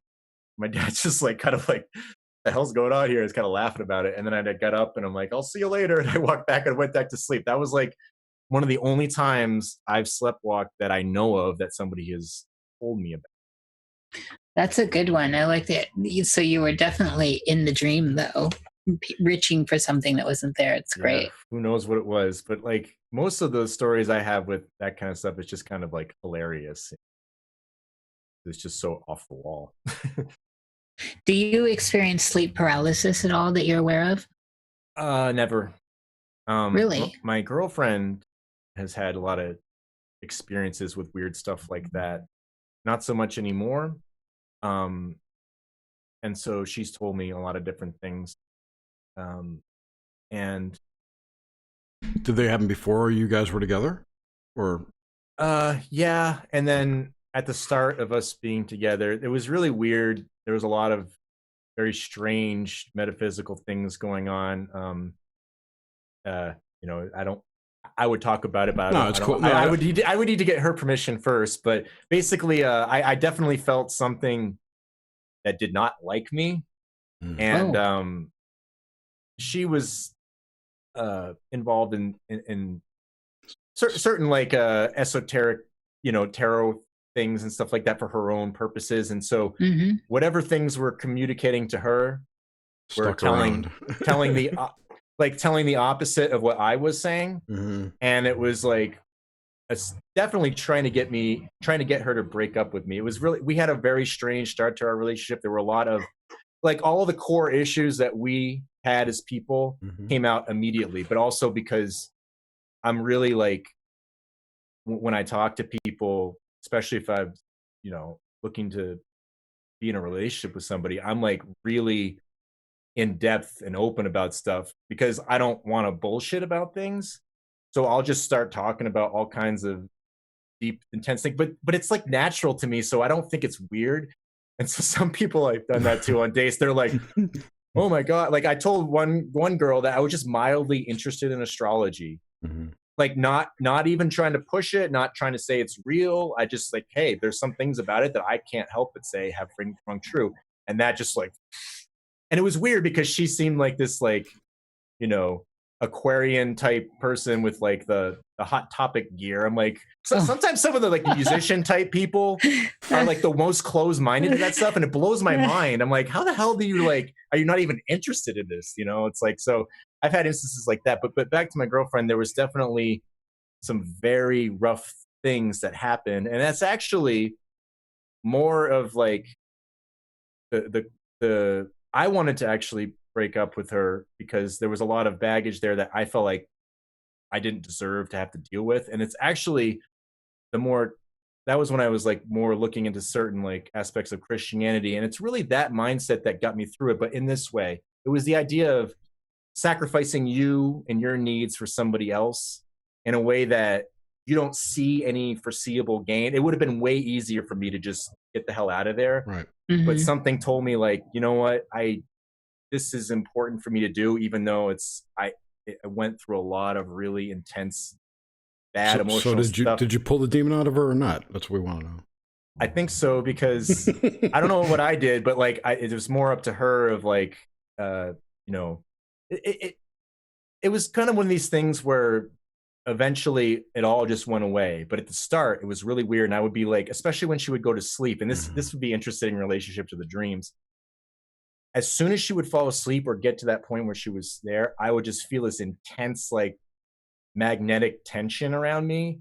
And it was really uncomfortable. And I would actually have to go out and sleep in the living room sometimes, at least for a little while. And I'd go back and it'd be okay. But right within the first half hour of her falling asleep, I couldn't explain it. It was just very strange. I was just like really uncomfortable and really tense.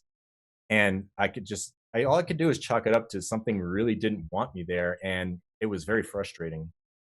Do you think some of it could have been your own fears of attachment since your mother died so young, and then the divorce stuff? Perhaps. I don't know. It's tough for me to say because I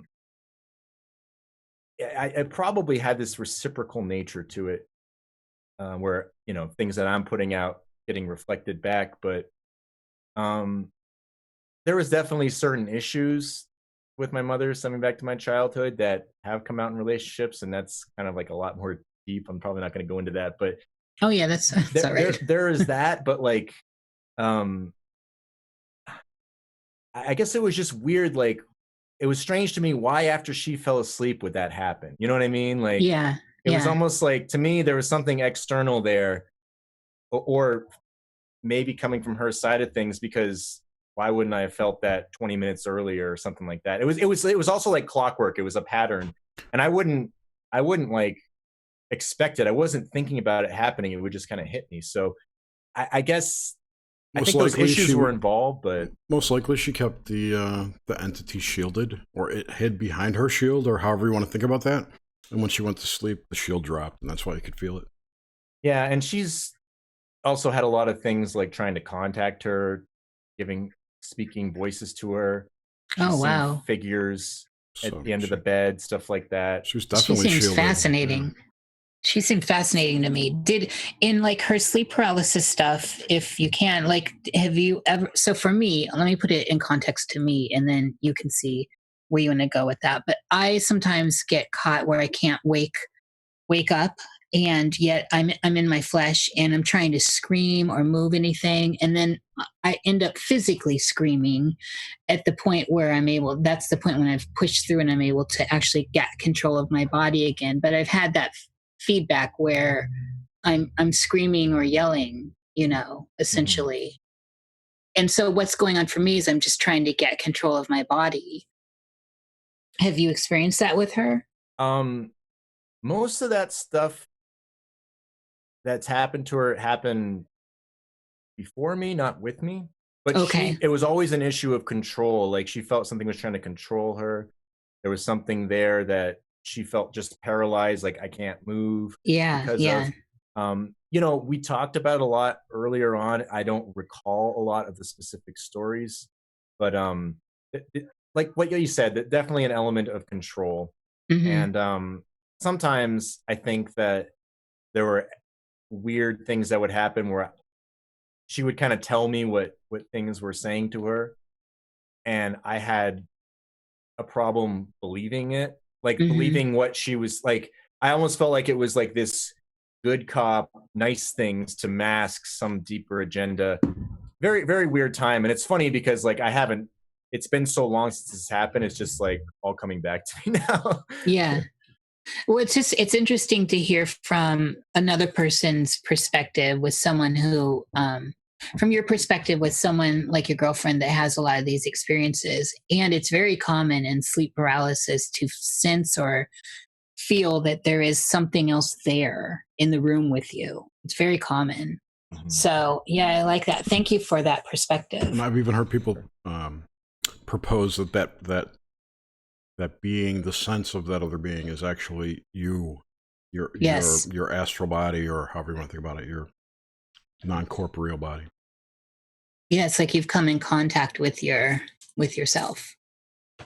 Yeah, so it's very strange.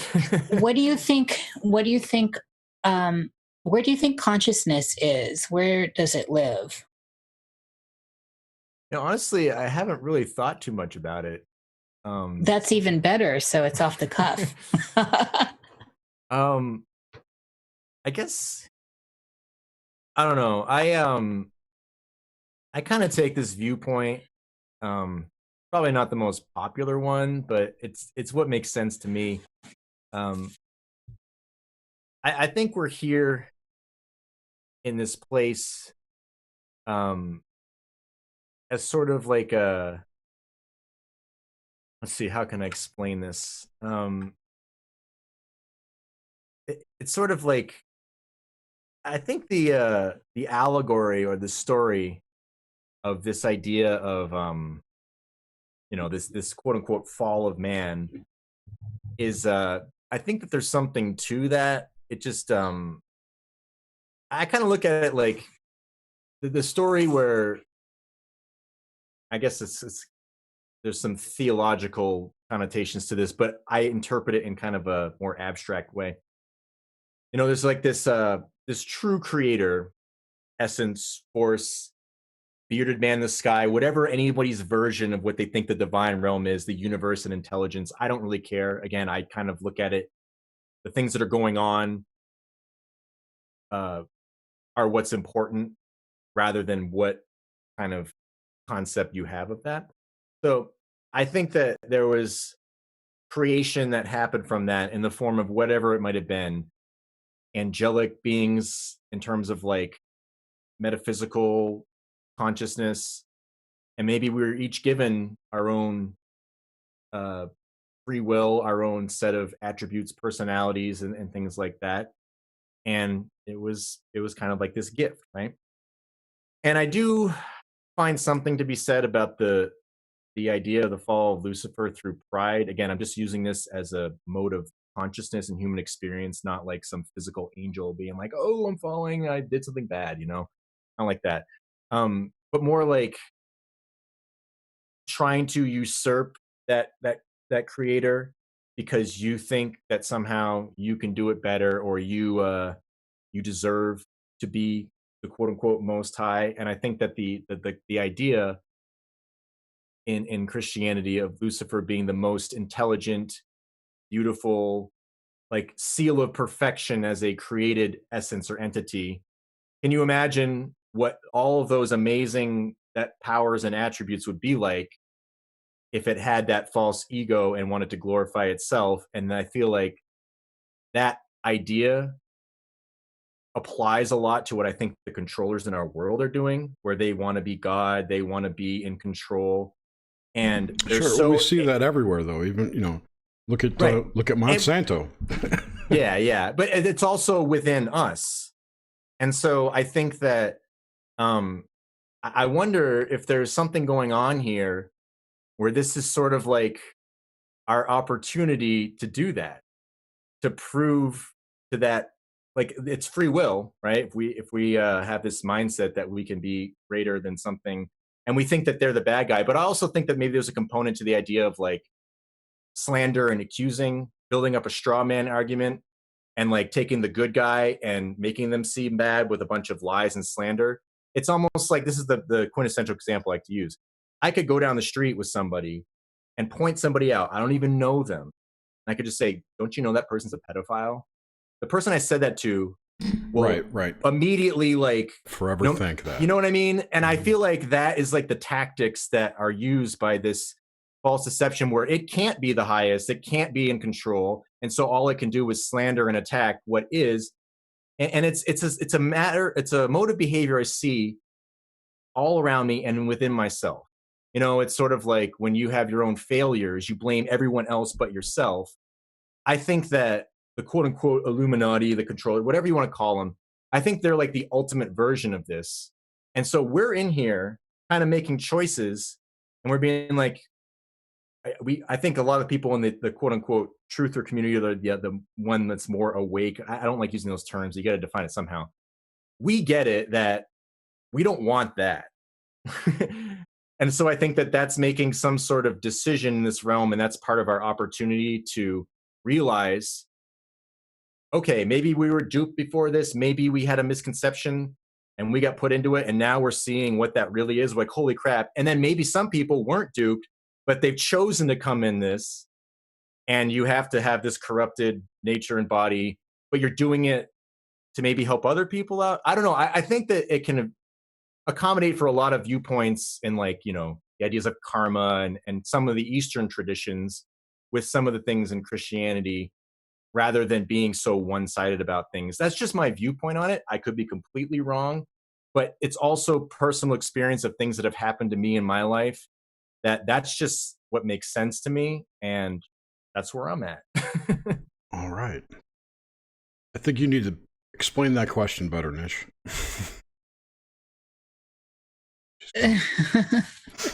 So that was, I mean, I was there with all that. That's our consciousness that we're here. That's like that we've taken from somewhere else.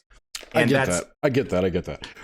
I guess what we were looking for an answer for, do you ever think that is consciousness part of your brain, or is it an external thing that's projected in? Local, non-local. Yeah. Where is it? But I really super enjoyed what you just gave us, though. So that's why I didn't interrupt. Me neither. Okay. Well, I think that there is some thing that's like outside of ourselves that comes through. Like, I guess the way I could look at it is like maybe like a video game when you're playing a little character or something like that. You're in control, but you're in a reality. A fully immersive virtual reality. Yeah, I mean, the way video games are designed, and I look at the world, I feel like there's so much that's paralleling that. Yep. But to what extent, I don't know. So I think that but what's the purpose? What's the point? I guess I went to that. I skipped over the original part of the question. It's all good. No, that's another. You just answered a question we'd ask later. So, did you ever see that movie, The 13th Floor? I for some reason, I was thinking 13 Ghosts. No, I haven't seen 13 Ghosts is interesting too. 13th Floor you should check out. It's about a virtual reality simulation of a 1920s era where the characters realize they're in a simulation. Okay, I'll definitely check that out. I've heard of it. Yeah, it's one that leaves you with interesting implications at the end. Yeah, it's definitely good. Is it like 90s, Jer? Yeah, 99, I think. Like 1999 was this incredible year for crazy movies like that. I love the 90s, man. That's my era. Rock on, dude. What do you think? So, on all this, what do you think happens? What do you think death is? Like, what do you think goes on with all that? And especially since you have up close personal experience, relationship with it. Some people, aren't touched that we've talked to, and a lot of people aren't touched so closely by death. So, it is always nice to get a perspective of someone that's been very close to it. Well, I definitely have felt times where I feel some sort of influence around me that I would describe as being akin to the essence of like my mother or my grandmother, and maybe some other people. But I don't know what that is. I don't know if um, that's a part that they imprinted onto you, and when there's some part of you that gets sort of engaged with that, you you have some familiarity with it. You there's some weird symbiotic relationship there, or if there's actually like, okay, somebody's passed on, they're outside, but maybe in some weird way they're still around in some other dimensional way. I don't know how I really describe it. I guess with all this metaphysical stuff, since we don't really know, I'm very open to a lot of different explanations and viewpoints. But it seems to me that I think that there's some aspect of that going on. Now, I don't know if I would want to try to contact somebody through like a freaking seance or something like that. I wonder if you would actually get what you're looking for or not. Ouija board. Yeah. Yeah, right. I'm not. I've There's always no way been to like tell. Yeah. very scared about those sorts of things. I'm fine if other people do it. I'm not like, some demonization person about those things. But for me, again, my own personal limitations, I'm like, not for me. Yeah, I'm exactly the same. It's if I can't verify that what I'm communicating with is what it is, I don't want. And talk to you later. Yeah, and so I guess and maybe we come back in a different form, a different person. Maybe not. I kind of be one of these people. I just for some reason don't intuitively vibe with reincarnation, but I don't have a problem with people believing it. Maybe that's what happens. But I will give an interesting story that happened to me once that might kind of, I don't know, fall into that category in some way. I was walking around a neighborhood a couple of years ago for my job, and I walked in this neighborhood, or I walked in that neighborhood every day at that time for a client, and so it was in the winter, and there was this old man out shoveling in front of this house, and then across the street there was a mother playing with her daughter in the snow. And I'd never seen this old guy before. Like I said, I'd walked around that neighborhood, never recognized him. And I kind of walked by him, and I just, anybody I walk by, I give him a nod or I say hi or something. And then as I walk by, he goes, "Michael." And I turn around, I'm like, "Hi, that's me. Do I know you?" And he, this is really weird. He says, "You don't remember me?" I'm like, "I don't think so. Sorry." And he's like, "You saved me from drowning in, I think it was 1979. I wasn't born then. I was born in 82. Wow. And I'm like, there's a lot of Michaels out there, but that's a pretty good guess. And I said, "I'm sorry, like I wasn't born then." And he had this look on his face, like he was so confused, like, "What? Like that was you?" And I'm like, "Sorry," like I don't know what else to say. And then I just kind of walked away, and I never saw the guy again, but that was a weird experience. That's fantastical. And I love those kinds of stories. Because they do make you wonder they make me ponder about the relationship with time that we have. And then, you can springboard off into, if you want, into reincarnation. But what about alternates? And, yeah, that's fascinating. And it sounds like he had complete conviction that that's who you were. Yeah, it was very Neptunian moment. I call it a juicy He just had moment. a lot of like confusion on his face, and that's the only time anything like that has ever happened to me. But And you would have thought the Michael that saved his life would be, what, 30 years older by now, Right. right? And he didn't even realize that. But then Yeah. maybe he wouldn't have recognized him. That's what's significant to me is that, so this is the Michael that he recognized. So it would have, it's that it captures that Michael at that time, that age, that look. We need so to maybe find I out died him. in like 1980 or something and came back in 82. I don't know. Well, does it even have to be like that? When we look at like the multiverse or all, so many other options. If you're open, there's just so many Could be a ways different it timeline. could play out. Right. Yeah. And that's kind of like if the such nature things of exist. a lot of the philosophy. It's sort of like we're in a realm where we know time and space, and it's really difficult to imagine without that. But like we have these moments in our lives. Like I've always had this with my my two serious girlfriends in my life, where you're just like, laying in bed with them, you do nothing sexual about it, you're just having fun, you're hanging out, and it's just like you're almost like there is no time right now, and you've been there for like 4 hours just goofing around being kids and stupid, and it's just like it's like this, it's almost like this weird dream realm where all that stuff goes away. So we get these moments of it, with certain things in life. And it's very strange, because a lot of the times I think that we want to kind of hold on to that. I mean, I get that when I get drunk. And I don't drink much anymore. I used to be a pretty heavy drinker in my late teens and early 20s, but it was like I was always very happy when I was drunk, and I really liked hanging out with all my friends, and like it wasn't anything like, I love a happy drunk. yeah, I just I was the kind of person who just like, I tell everyone exactly what I felt about them, like all these good things though, like, oh, I fucking love you, man. Like I was that guy.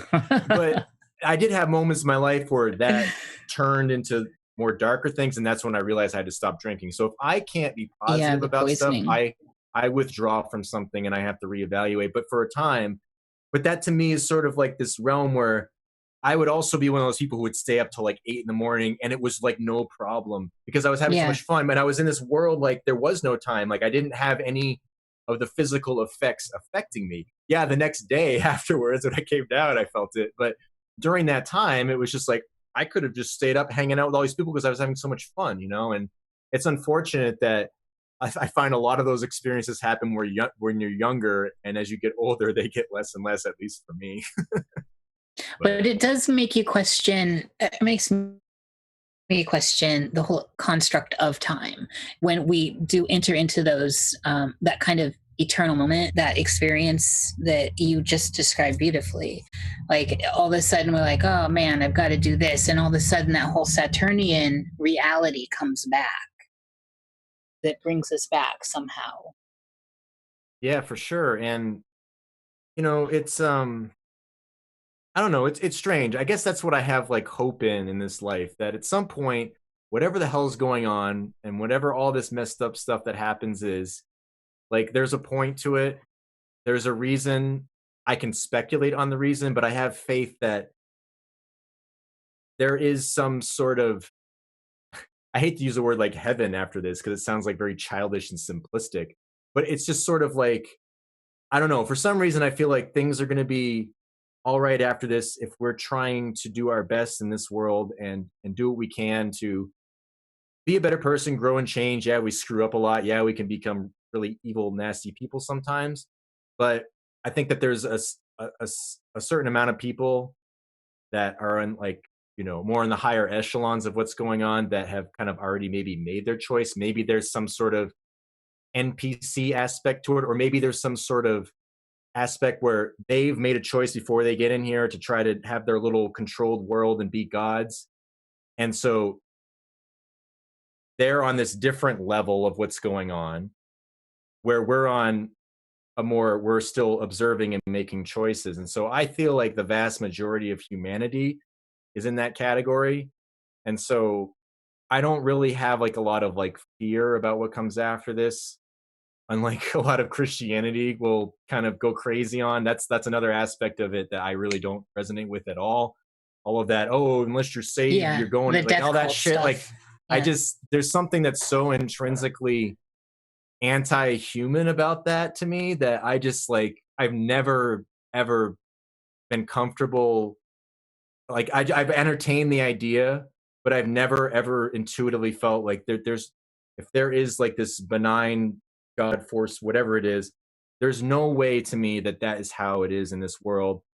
Um, Save for maybe some other select groups that are creating a lot of the extremely stuff, and maybe they've already made their decision. Where I think that we're all kind of learning. I kind of view it a little bit with like the idea of karma. You know, we're in this, we're learning lessons for a lot of different things. We see all these strange manifestations of what, I guess this is another way I describe this world. It's sort of like we get to see in some weird way like this illusion of like what isn't God. And then we get to learn about God, what it is through what it isn't. And I think that a lot of the mechanisms and tactics of the controlling system and all the really messed up stuff that goes on in the world, that's like part of it. And that's just kind of how I go with it. And I have just hope and faith that after it's all over with, I feel all right about it, you know. Maybe I'll be like, you'll be like, "Oh, Mike, you did some pretty good things. Happy about that. These things not so good, but you know, you understand. You understand why, you know." And I that's just kind of like I have this like childish mindset about it, which is kind of ironic, you know. Like I think that when we're children, we do have more of a connection to what that might be, you know. And then as we go through this meat grinder, everything is trying to take us away from a lot of that in a lot of instances, I think. Oh, I totally agree. I enjoy your perspective here a lot. It's very mystical, actually. You said something very provocative earlier, and I made a note because I wanted to get back to it. And it was your comment about whatever space may be. So, what do you? Could you give us more of that? What do you think space is? Yeah. Well, I'm not a flat earther, but I've looked at a lot of the research and a lot of the NASA stuff. Laugh at. I just don't buy any of it, or at least I don't see a good reason why I should believe any of it. And so to me, that opens up all these possibilities about what the hell, when we look up and we see all these Yes. stars, what is it? Are they like some sort of, is that what hosts some of the quote unquote consciousness that comes into us here? Is it a part of us? Is it not? I don't know. It's just that's what makes it so fascinating. After, even though like NASA and the Neil deGrasse Tyson specials try to make it so mystical and magical, like ooh, the cosmos. How grand is it? Neil deGrasse Tyson like going off on it. But the understanding of it not being at all perhaps what they say about it is even way more fascinating to me. Absolutely. And that's one of those conversations you can have with very few people. Yeah, exactly. And because you know, like I've tried to talk to my father about it. It just starting with the moon landing, because I think that's where it all began. That's you. I think you said it best. Was the spell that created space. You know, it solidified space in the consciousness of humanity, and to try and disrupt that from people who are older, like my dad's almost 80, and my mom too. So you know, they're like, you're crazy. They wholeheartedly believe all that shit. So of course they're caught in that spell. So they're never going to be able to think otherwise about space. That could be the key right there. Is break people's belief in the moon landing might help get space opened up more. yeah, I think when I really just think about it again from that childlike perspective, like just the idea of going to the moon, I just think is so like, it's like, oh yeah, they just like everything they tell you about how hard it is and what they have to factor in.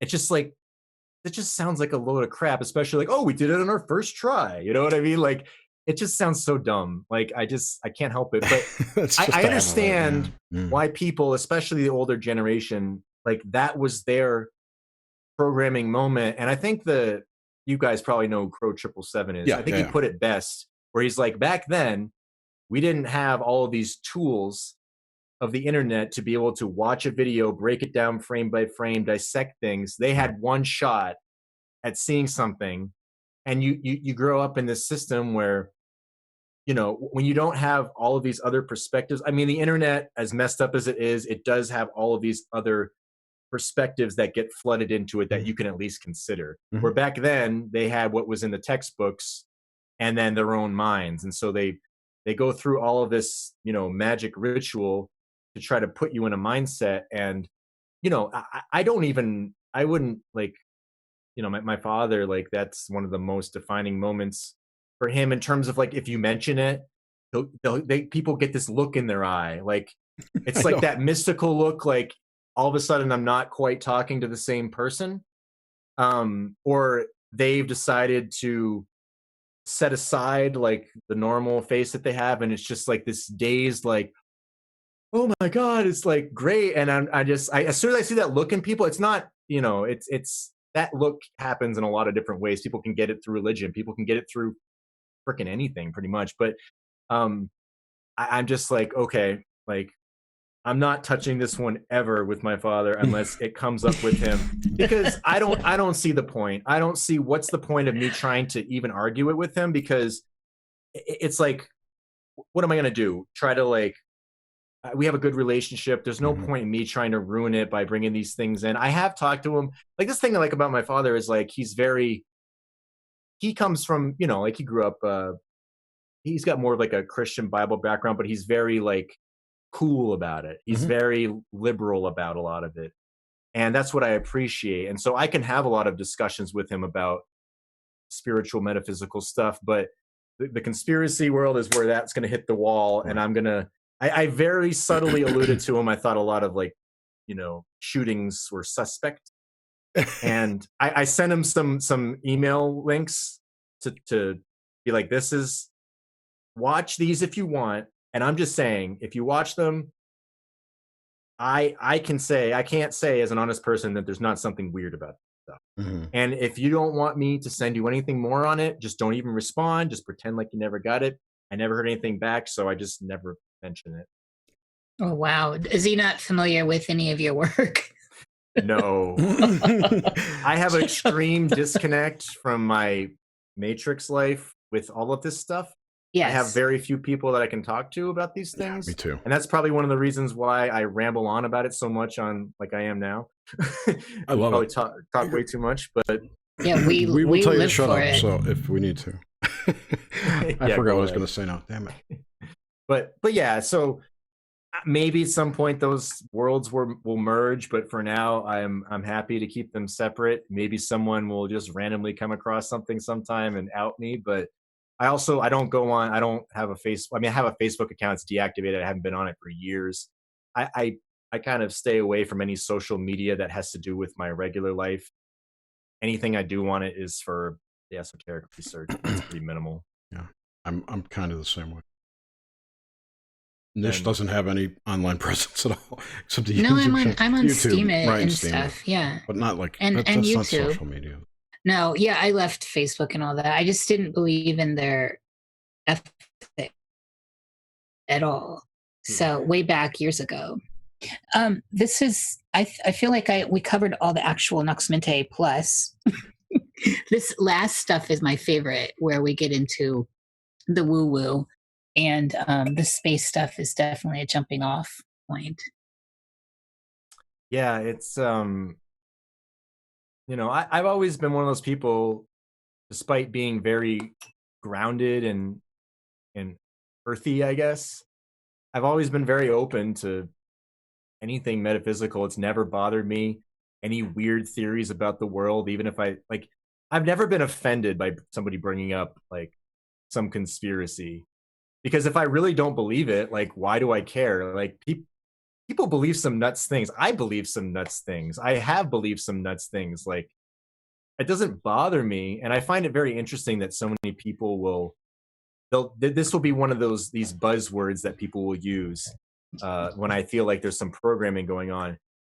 Like, people say, well, this viewpoint is extremely dangerous, or this is really alarming.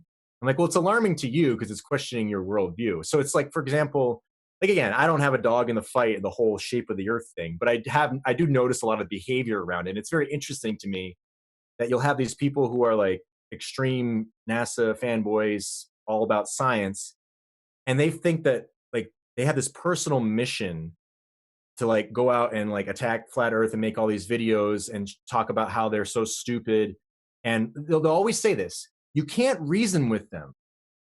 No matter what, how much proof you show them, no matter how many logical arguments you make, they'll never admit to it. They're just emotionally programmed or something. I'm like, well, why are you even doing it then? To me, it's a logical deduction that you're wasting your time if it's an emotional issue. So if you're so all about logic and reasoning, why would you even do it in the first place? And then the other thing is, that can be said on both sides, though. Yeah. Oh, yeah. I'm just saying, like, from that viewpoint of, did you immerse yourself in the flat Earth community for a while to check that shit out? What was going on over there? I mean, I looked at a lot of it. Yeah, but I wasn't like in the community. But yeah, there's definitely the polarity of it. Yeah, you get. But I'm just saying, yeah, go ahead. from that perspective, there's also this other issue. I'm just saying, because when you're all science minded, you're only thinking about logical, rational things, right? Without any spiritual, metaphysical concepts. No, That's kind never. of why I brought that up. And so the other thing is, there's a lot more delusional beliefs out there. Like, you know, why aren't, like, there's way more Scientologists than there are flat earthers. Yeah. So if you're going to, if you're going to think that this lack of reasoning, and like, I think in Scientology, they believe in like certain aliens or something like that. Thetans or Thalens. Yeah. Like South Park did an episode on it one time. So anyways, that to me seems just as crazy from that mindset of the, you know, the more we love science people than flat earth. And there's way more of, Oh no. what the flat earthers are saying is alarming to your worldview. If you really didn't think that they had anything, like, I'm just saying, like, for me, I just wouldn't care. I wouldn't pay attention. There's so many more things going on in the world. Why would I give two shits about what some crazy flat earthers think? It's very interesting, the emotional reactions that come out in people. I think that's what I was trying to make the point of. When you see these weird emotional reactions and then there's a lot of buzzwords. I mean, hey, maybe the earth is a sphere, we're flying through outer space. Like, I'm fine with that being right. I don't care. But I'm just saying, when you are trying to defend that, I don't understand why you would even care to do that to these people who are, you know, so crazy, right? Doesn't seem like a very logical thing. Right. Plus, in another way, it's not our place to convince them. But if you choose to tell them your opinion and they're going to fight you on it, screw them. But, you know, it's like, I don't know, that's where I've gotten to in life, that I'm not about changing your mind. I don't want to. That's not what I care about anymore. Exactly. It's just what I believe, what I think. I try not to believe too much, but, you know, my viewpoints and my perspective. And if you don't like it, that's fine. I'm not going to hate you because you don't like it or fight with you or whatever. Yeah, exactly. And that's what I don't like about so much of the flat earth people.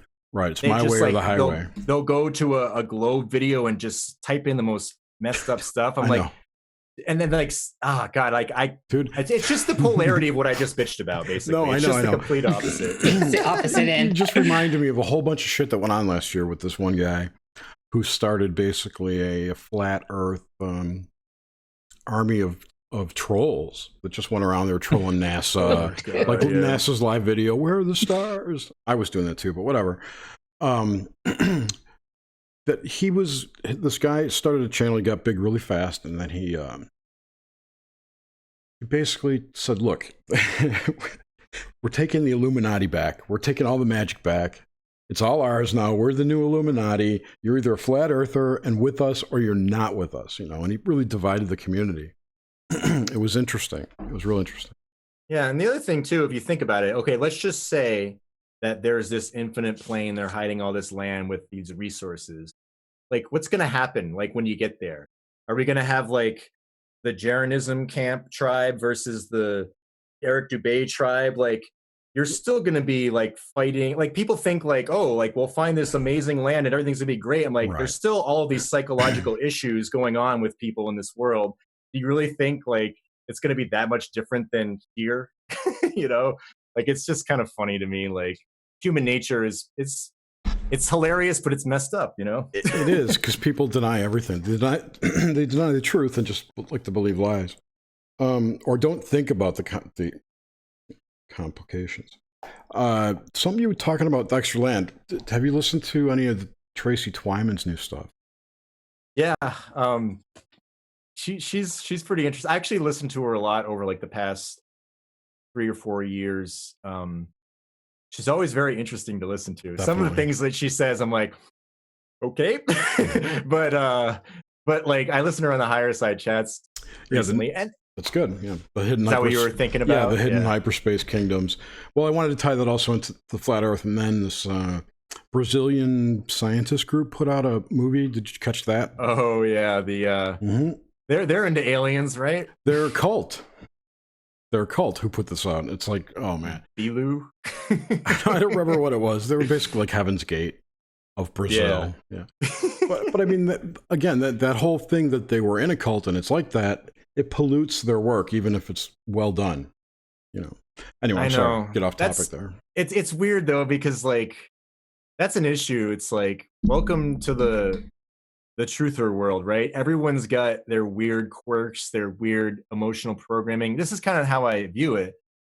When you're in the quote unquote matrix, it's safe for me to go out here in Boston and be like, yo, how about the Sox game? Or, you know, whatever. Like there's this like consensus that you say these things, you're going to get reciprocated back some sort of agreement that is on the surface amicable or pleasant, or, you know, some sort of relationship.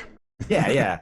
But so in that world, it's almost in some way, if you say the right things, easier to get along. But then when you go to the truther world, you're dealing with a lot of people who have a lot more individual thought about what's going on, but they're still carrying programming in these weird different ways. And I include myself in this. I always include myself when I criticize things. Yeah, we're all the same. We all have it.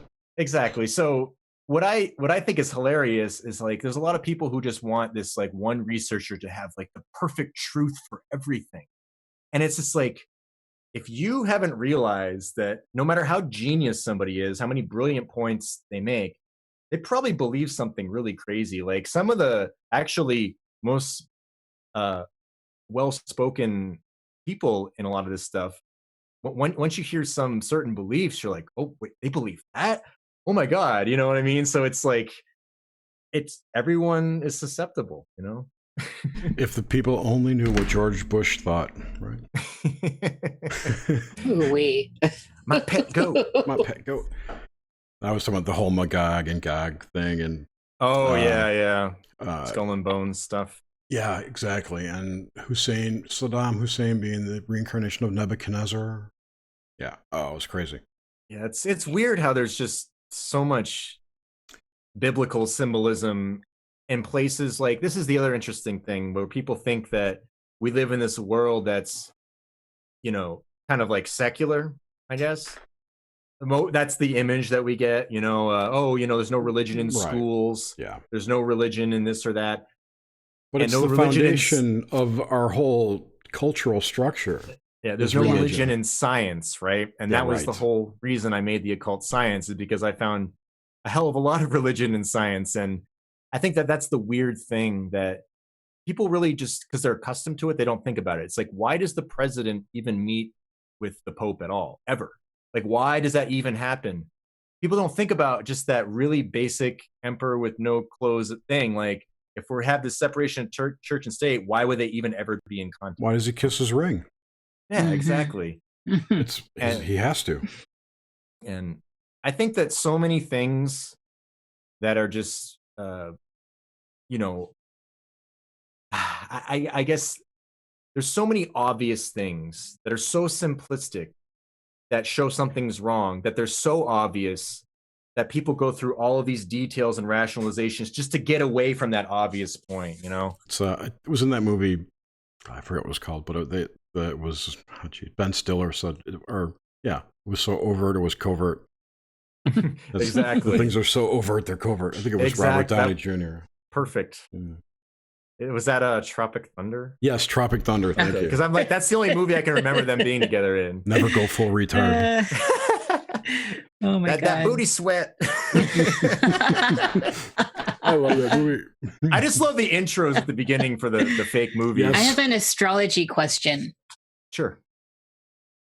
I'm curious about like 2018 and what you think could unravel, or roll out. And I'm talking woo woo since we're talking all this stuff. I'm talking about the crazy stuff that is possible. That's all I have. First contact with the Lyran cat Yeah, people. whatever, anything. Bilu's coming. Throw a dog a bone. It's interesting. I guess to me, I always view the astrological, like mundane astrology for like the world at large. I view it through the lens, of the controlling system, the adept occultists, whatever you want to call them. Because since they are in control of so many institutions, really the astrology that matters most, I think, is what they kind of put out there in the mass consciousness, or what they're kind of utilizing. And so I think the profane astrology.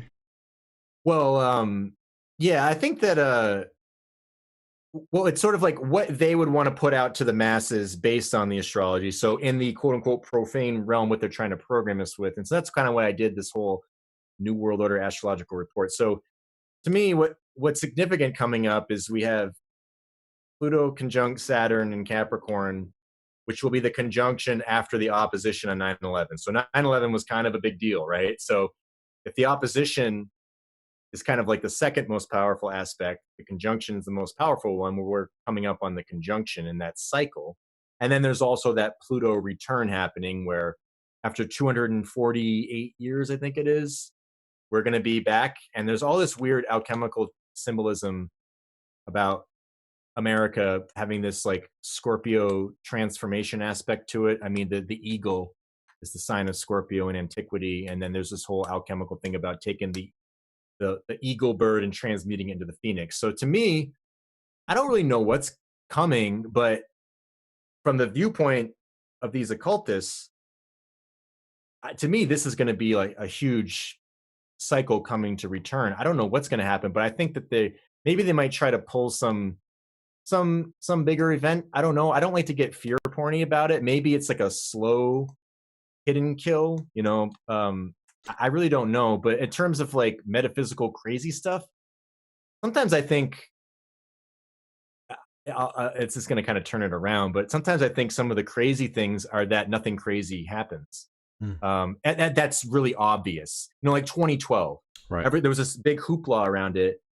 I think that something did happen. There was some interesting consciousness shift, but I think that the subtleness of it is probably the more reality of it. Because for me, I'll look at, I'll just give a personal example. Mm-hmm. Even though like I have always thought about, what's our purpose here? What are we doing? What the hell is this reality? I've always thought these things, but they were just kind of like things here or there, just kind of floating through my head. I didn't think much about it. And then around 2012, just before that whole thing at the solstice, I just noticed organically, I was thinking way more about like my metaphysical impact on things, like a more spiritual impact. Like, how am I treating people? What am I doing?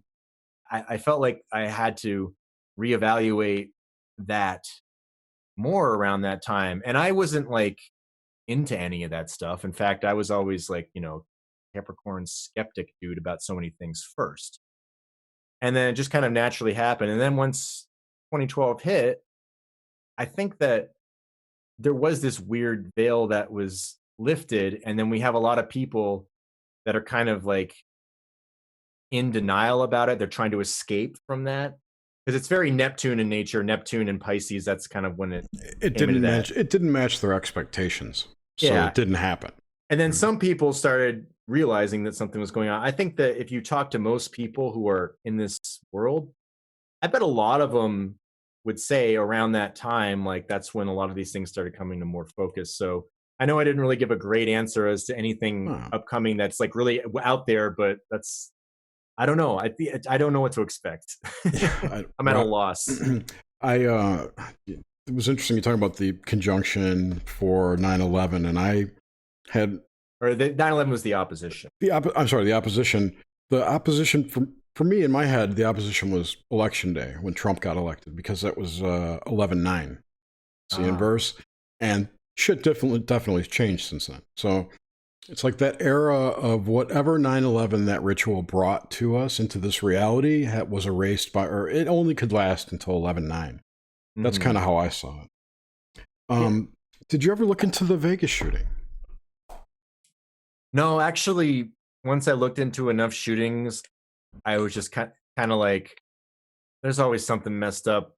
It's sort of like crying wolf, you know? It's just like, I didn't mean to expose, just did you look at any of the numerology surrounding it? Or... yeah. Okay, yeah. It was so crazy. The Luxor Hotel, Mm-hmm. and yeah, there's a lot of is it the pyramid there? It's like black or something. Yeah, it's a black pyramid with the Sphinx in front with an obelisk, or two obelisks, I believe. Yeah, I didn't look too much into the numbers, or I always hear certain numbers that are interesting, like, oh, wasn't the guy in the 32nd floor? Yes, he was, but it's actually the 33rd because it's mezzanine. Oh, really? That's interesting. There's 91s everywhere. Yeah. I can't even. I did a 3 or 4 hour show on it.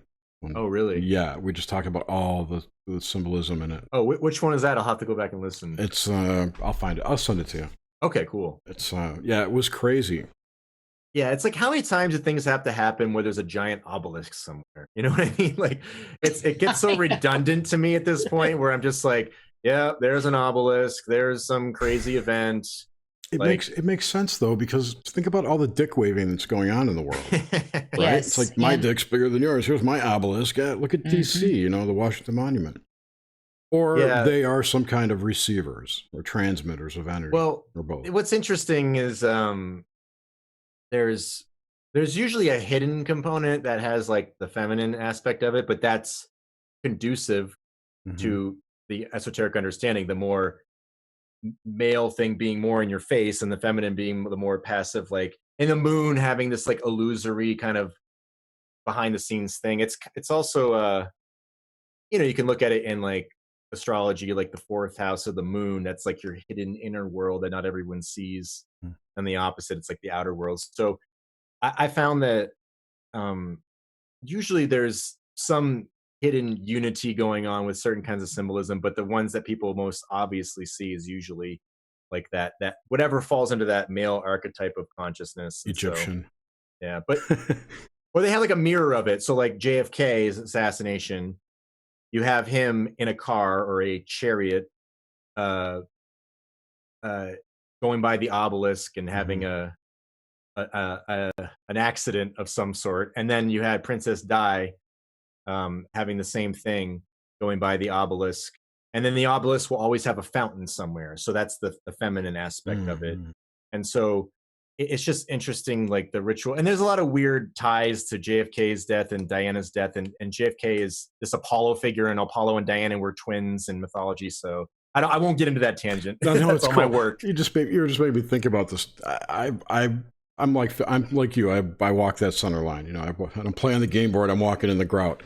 But I can't help but think that maybe these things just kind of occur naturally, like the fountain being near the obelisk, and it's the background system's way of collecting energy. I mean, there could be no reason for it other than it's just the way it coalesces here. Or that's the big debate for me in my head. It's me like, too. Who's doing it? I believe that there's definitely some intention. Like, to me, there was some occultists that built the freaking Twin Towers. I don't think that happened organically, especially when you have the Rockefellers behind it. No. 9/11 aside.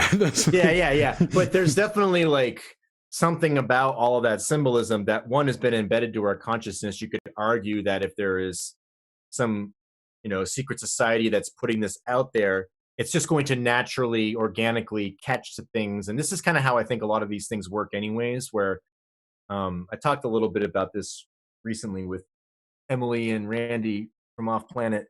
And this idea that to control people, you don't have to do, they don't have to be in on something. You just have to know how to manipulate them to where they share a certain amount of the consciousness that you want them to, and they're just going to go off and do what works for them without even realizing it. I hate to use the word useful idiot because it sounds kind of mean, but like... But you're right. You're absolutely right, though. That's true. And so much of the architecture and stuff, it's just, some of it's just like natural things. I did a little video about how a house has like the compass and square built into it a lot, just in Solomon's Temple and the front doors of a lot of houses. And that's just, maybe it just looks nicer that way. It's just a natural way of doing it. And then the esoteric world attaches concepts. Right. There's a guy on YouTube named John Rasmus. He's a paranormal investigator or something like that. And he's real big on corners of rooms being spiritual, where spirits have portals or gateways there. And he was talking at one point about how that's why there's square houses, because it gives you portals for spirits to enter and exit. If you lived in a round house, you could be safe, you know. I thought that was pretty interesting. Wait, it's like squares are, you know, squares are typically, you know, representative of like things of tension. You think about like square in astrology, that's a tense aspect. So maybe like this is a fundamental thread in a lot of this doctrine too. You need a certain amount of tension for these quote unquote magical acts. So that might fit with that, having a tense angle, allowing that to build up to, you know, unite the spark to get something to go somewhere crazy, you know? The other thought I had about, as far as back to the discussion we were having about cause, the who, right? Where is it coming from? The intention. Especially in Vegas, because there were so many things that lined up. I kind of had this thought that the shit all lining up like that is really more of a feedback for whatever went down, if something went down. You know, whatever happened there released an energy that produced that effect. Those numbers came up. It was an effect, not a cause. You know? Yeah, that's definitely. After looking into the JFK stuff, I have to, with all the symbolism there and the numbers, I have to conclude that it's a number of these different ways that, like you said, there's something that manifests out of some intention that's Kabbalistic in a way. And then there's definitely some things that are thrown in there that are intended, but like you said, it could be the effect of blowing up whatever they put into it, and then it just starts, it's like little octaves of each other. Yeah, exactly. And they scale. It's bizarre. But yeah, I know, it's crazy. Yeah, cool. Those are my questions. I'm done. I think someone had a question in chat about, where was that? Oh, we have a chat? Oh yeah, this is live. Oh boy, probably. I don't want to read those comments. It's crash my computer. No one has said anything but this guy is so awesome. Well, that's good. Now that I've said that, it's going to manifest, right? No, not at all. We do have generally a cool audience. I haven't seen any. That's one thing. Just a quick addition to what you said. I've noticed that when I'm on like forums or something where people are talking about astrology or things of that nature, 99% of the time, everyone's really cool with each other and there's no fucking drama. You know what I mean? And it's like, oh, but the astrologers are satanic, right? You know? Oh, dear. It's like their forums are way more cordial than a lot of Christian forums that I've seen. Yeah, the Christians are just, they have fighting bred into them. Here's the question. We have a cool core here. Yeah, we do. Definitely. Mary asks, with your zombie dreams finding your girlfriend, do you think it's related to the struggles in your relationship, the zombies? I think the alien dream was the girlfriend, but same thing, something messed up that you don't want to be messing with. But yeah, probably, definitely. You know, it was sort of like going through all of that fear to, you know, just kind of show yourself that you really care about somebody.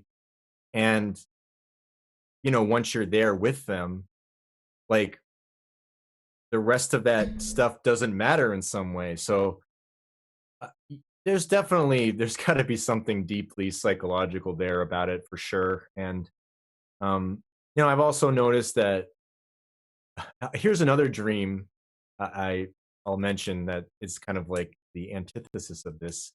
My first serious girlfriend who I was with for a while, we had a very bad breakup, and essentially she ended up cheating on me, and it was really messed up. And there were some things that I did that made her angry at me, and I had to realize that rather than being a victim about it.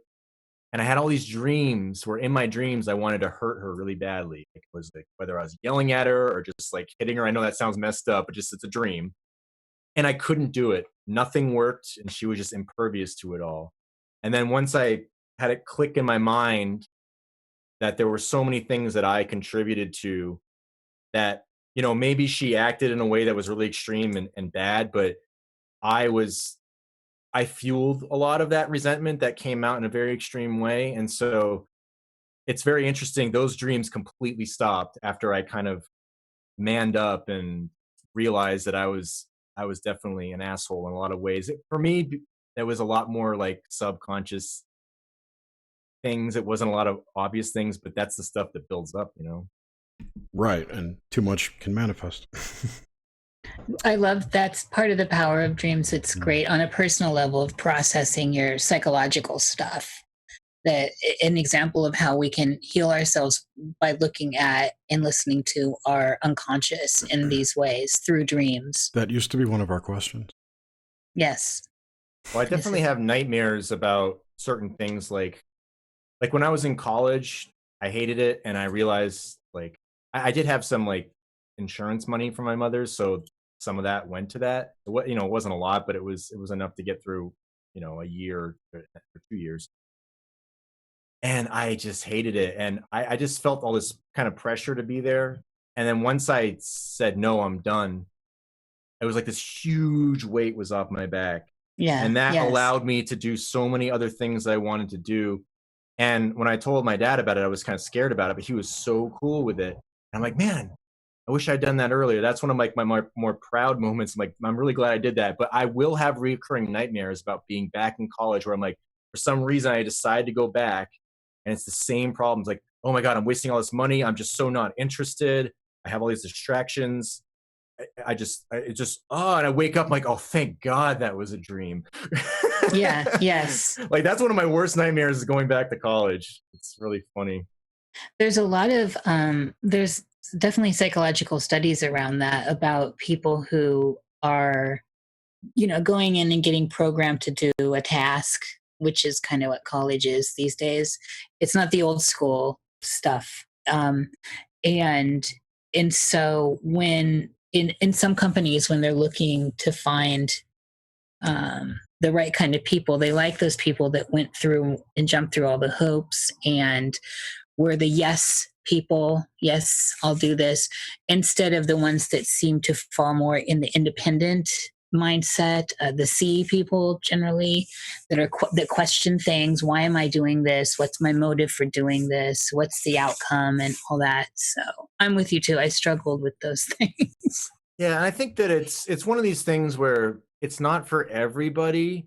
Right. And I feel like growing up, at least in the time that I did in like the late 90s, there was so much emphasis on going that it was almost like this is just what you do in Western society. And it's still that way though. Yeah.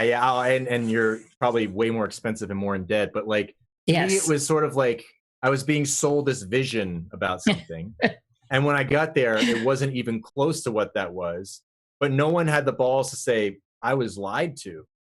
You know, like I had this whole thing where, I mean, after I left, I still lived with a lot of people who stayed at college. And so I remember when I went in, they were like, I went to the University of Vermont, and I remember them saying like, oh, when you graduate, like 9 out of 10 people find jobs in their field, right? That's kind of the whole thing. You just go out there, you start making all this money because you went through this. And so I had a lot of friends, and definitely it was more like 1 out of 10 of them found something in their field. Yeah. Yes. I'm like, so many stories like that. If I'm going to do a statistical analysis and take maybe I'm just sampling the completely wrong group here, you know, like it's just one of those things that like there's so much illusion built around it. And I think that especially now kids grow up and they're a lot more, I don't mean this in a mean way, but just more sheltered, pampered. Yes. And that unfortunately it takes longer precious for snowflakes. Yeah, it just takes longer for you to develop your own identity. And so if you go to college, they give you an identity there, it seems now. And so people don't really that's what it is. With one. Yeah, you don't get to think about what you're doing. And so it's like critical thinking's been removed from the education system over the last 20 years. And some people do well there. I do have some friends that they went and they got good jobs and they're happy. They have a family. Maybe they're not in the conspiracy world, but that's okay. It was good for them. But like, I think that there's so many people that are pressured to do it when it's not good for them. And it's also like, you're told, okay, what are you interested in? And you're like, oh, I think I'm interested in computer science, right? So you go there and you realize you're not interested in it, but you've gone through so much that you're in debt and you're like, well, I kind of have to go through it now. Or, like, you get trapped, and it's just like, well, what's wrong with telling a kid, why don't you go buy some computer science textbooks and read through them, try to learn it on your own and see what you feel about it. And if you don't like it, at least you didn't drop, $100,000 in debt to go do something you didn't want to do. Like, that's the simplest, like, most logical thing ever. And like, I'll have this conversation with some people who have kids that are going to college, and they'll actually agree with me, but then they still go on with like encouraging them to go. It's like they get that, but they have like all this pressure. And I think a lot of it is the parents just want to say, it's like an ego of the parents. Oh, I want to say my kid's at Harvard. It's like, that illusion is more important for them than the actual reality of what their kid was probably good for them or not. And it's like the new moon landing illusion, right? They pull another fast one. Yeah, but there's the stock market's safe to put your money into. Yeah, all of that stuff is like that. I have 2 girls in college right now, and I told them both not to go. Did not encourage it. I think it's a waste of money and time. By the time they graduate, they're both in pre-med, going to be doctors. I'm like, by the time you're out, everything you learned will be changed, most likely. Well, especially the medical system now, too, is so crazy. Yep. But you give them you need to give them a choice, or give them a real choice rather than like you did, like, and explain the other side of it. And I think that some parents, they'll say, oh, you don't have to go to college, but they'll give you all of these, like, you'll be working at fucking McDonald's for the rest of your life. Yeah. Right. They'll scare you into that. And it's just like, you know what? I learned more about me working a shit job in a kitchen for 5 years and people and stuff like that, and more about work ethic and discipline. Yep. And I wanted to get out quickly of there. That's not what you want to do for the rest of your life. Yeah. Well, it's all this value judgment, and what is so exactly kind of what we're talking about in Nox Mente anyway is getting on the surface of things. You are not your title. You are not your possessions. You're not even your bloody body. And so we're trapped khakis. in this world where everything. Thank you. Sorry, I had to throw Fight we're Club trapped in there. in this world. We love Fight Club, but just we're trapped in this world where we are the people questioning why did we do this? Those of us who participated and those of us who didn't, that have been lucky enough to see through it, and then we're all just trying to swim around and go, what the fuck is going on? Yeah. Is that really space above us? Yeah, it's like, the other thing too is like the people who are the most educated in those upper echelons, like most of them are the most, like, it becomes an ego thing, like it's very ego driven, and it's a horror thing, like, to imagine that you were taught something that was maybe even an outright lie and completely wrong. It's like so destructive to your mindset that I understand why people don't want to go there with a lot of this stuff, and I have a lot of sympathy for it. But I also think that just because you went through a university system and you realize maybe afterwards what it was, you can learn a lot from that experience where, like, well, what were the things that blinded me going in? Let me think back and like really understand what my mindset was, and that can help you improve to not fall into those traps as you go through the. So I don't like to look at things as wasted. Like, even though I'll go back, I'm like, God, I really wish I just never went to college. I'll say that all the time. But I learned so much about just psychological behavior of people around me, the whole, like, participation mystique, all of that. Yeah. And it was weird. We had kind of like, these were like the 2 schools of like stereotypes where I was. There was like the more hippie, but like you would call them like the Trustafarians. And again, I don't mean to be mean, but these are just like the stereotypes that there's a reason stereotypes exist, because a lot of people do adhere to them. They don't have to, but they choose to, And so, and then there was like the frat frat boy thing. And it was interesting because one of my good friends from high school was there, and he ended up being in a fraternity, and he ended up being the president of it. And I would go hang out with him, and some of the frat kids were really cool. I really liked them. But then there was those ones that I'm like, dude, this guy is, oh God. But the thing is, in that environment, because they're your brother, you have to like, right. You have to have some sort of, you have to kind of like cater to them, you know? Yeah, and there's like a sense of fealty. Yeah. And then I noticed with the quote unquote, you know, justifier, the people who are all about smoking weed and being anti-corporations and stuff like that, some of them were some of the most like, despite, you know, like this laid back vibe, like some of them end up running the corporations, or some of them were just like extremely self-righteous, and hypocritical. Like one guy I remember, like I made a joke one time. I didn't really know this guy very well. He was just in my dorm room, and I made a joke, like somebody was talking about some product that sounded like a funny invention. I'm like, oh, I'd invested that in the stock market. I made a joke, right, about it. And he was like, fuck the stock market, down with capitalism. He like freaked out on me. I'm like, dude, one, it was a joke. I don't have anything in the stock market. And two, you can be all anti-corporate as you want, but I know you got a PlayStation 2 in your room, and video games are the epitome of capitalism, where they release just enough to make you buy all the controllers. And then, you know, it's just like so hypocritical, but like they choose any moment to be all self-righteous on you just because of a key word. You know, like that's how programming works. There's a buzzword, and they attach what somebody must think about that buzzword because they use it, and then they get to flex their righteousness muscle on you because of that, or in their mindset. That's what they do, you know. And it all makes a case. It's triggering. It really is. It's triggering, and it all kind of makes a case for the NPC idea. Some of this does, for me at least. Like people that just move on through, the masses that move on through. You know, their programming is just, I'm not saying they're not people, though. I'm just saying that they've just done everything they should do. They've gone through their lives, and that's that. I think I can explain that. For a learning experience. That's the way I look at it. It's a good way. I could probably give a video game analogy to express what you just said. There's certain games like you can be playing, and then when you want to take a break, you just hit like bot mode, and the bot goes around and does stuff for you while you're away. Maybe they've chosen to be on the bot mode a lot more often than they are on like the actual, you know, like that would be an analogy for that. It's perfect. It really is. It is. It's like that movie Click with I don't know Adam if I Sandler. Saw that, Jerry. Adam Sandler meets Don Knotts in the back of a Best Buy. I know it sounds creepy, but gives him this remote control that will fast forward and pause his life. The last I do remember that. The last video game stint I did was this game called Left 4 Dead. That was my final farewell zombie to video gaming. Yeah, there you go. That's probably why I had so many zombie dreams. But that's what you could do. It's like, oh, I'm playing, but I can just let the computer take over while I go take a leak, and it will do whatever. So a lot of people are probably like, you know what?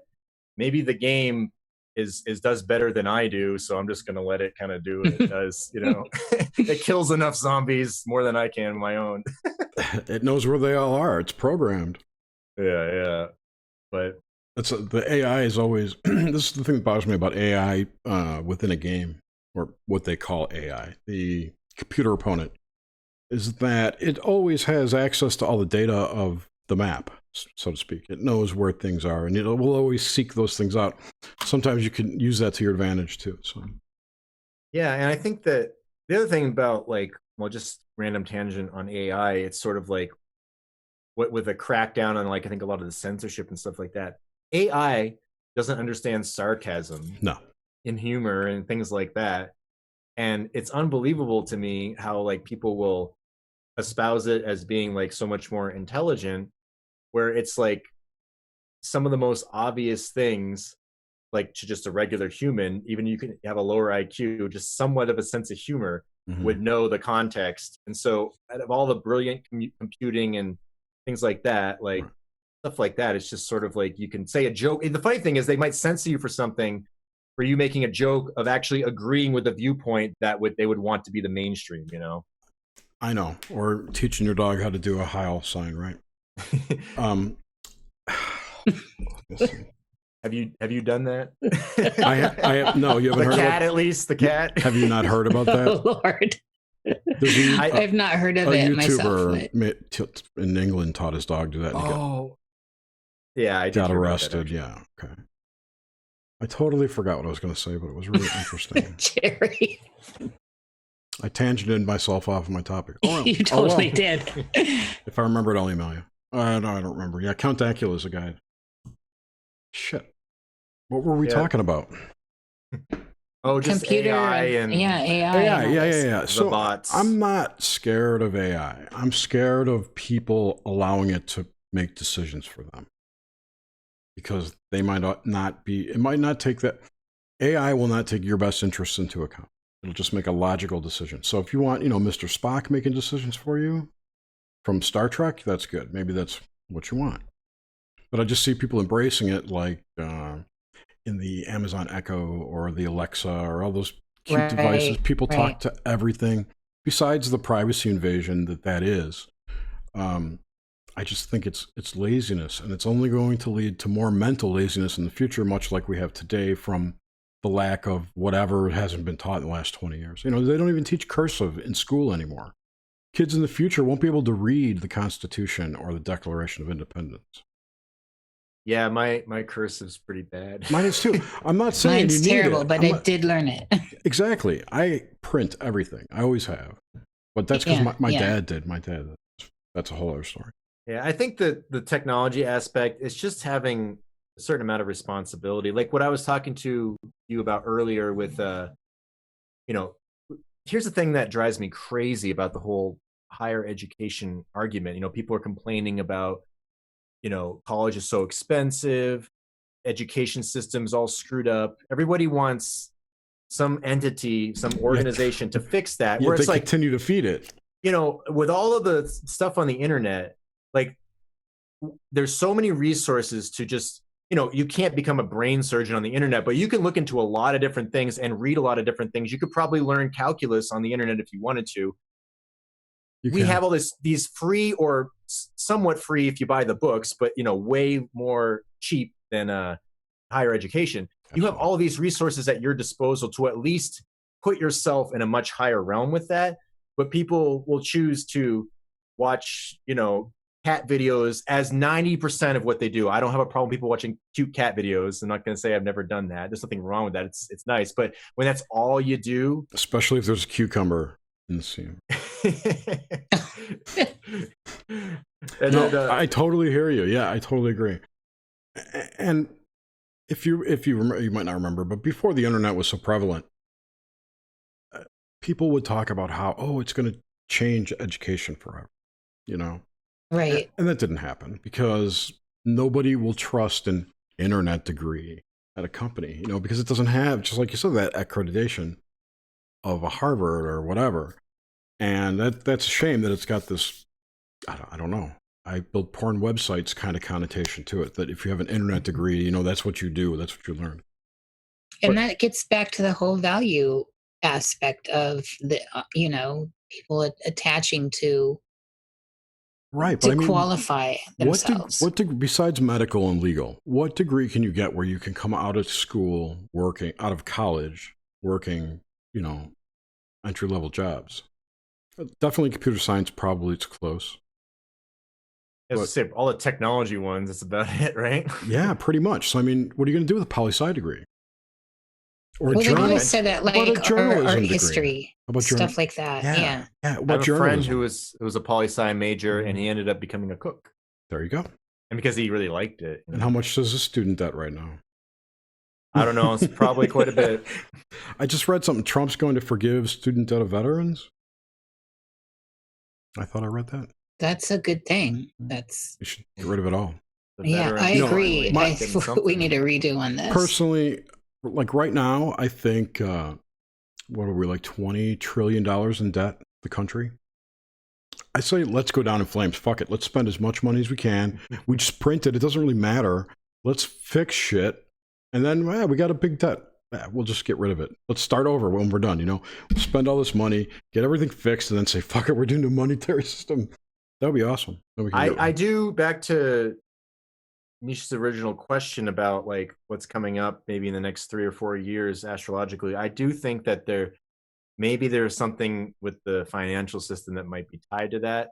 Again, I don't like to get all like fear porny about it. Maybe they're going to try to, like, like all the cryptocurrency stuff, like there's something weird going on with it. I wonder if there might be like some event where they might try to pull some shenanigans with it or something like that. I'm not really sure. So, well, I got thoughts on that. But do you know who Bix Weir is?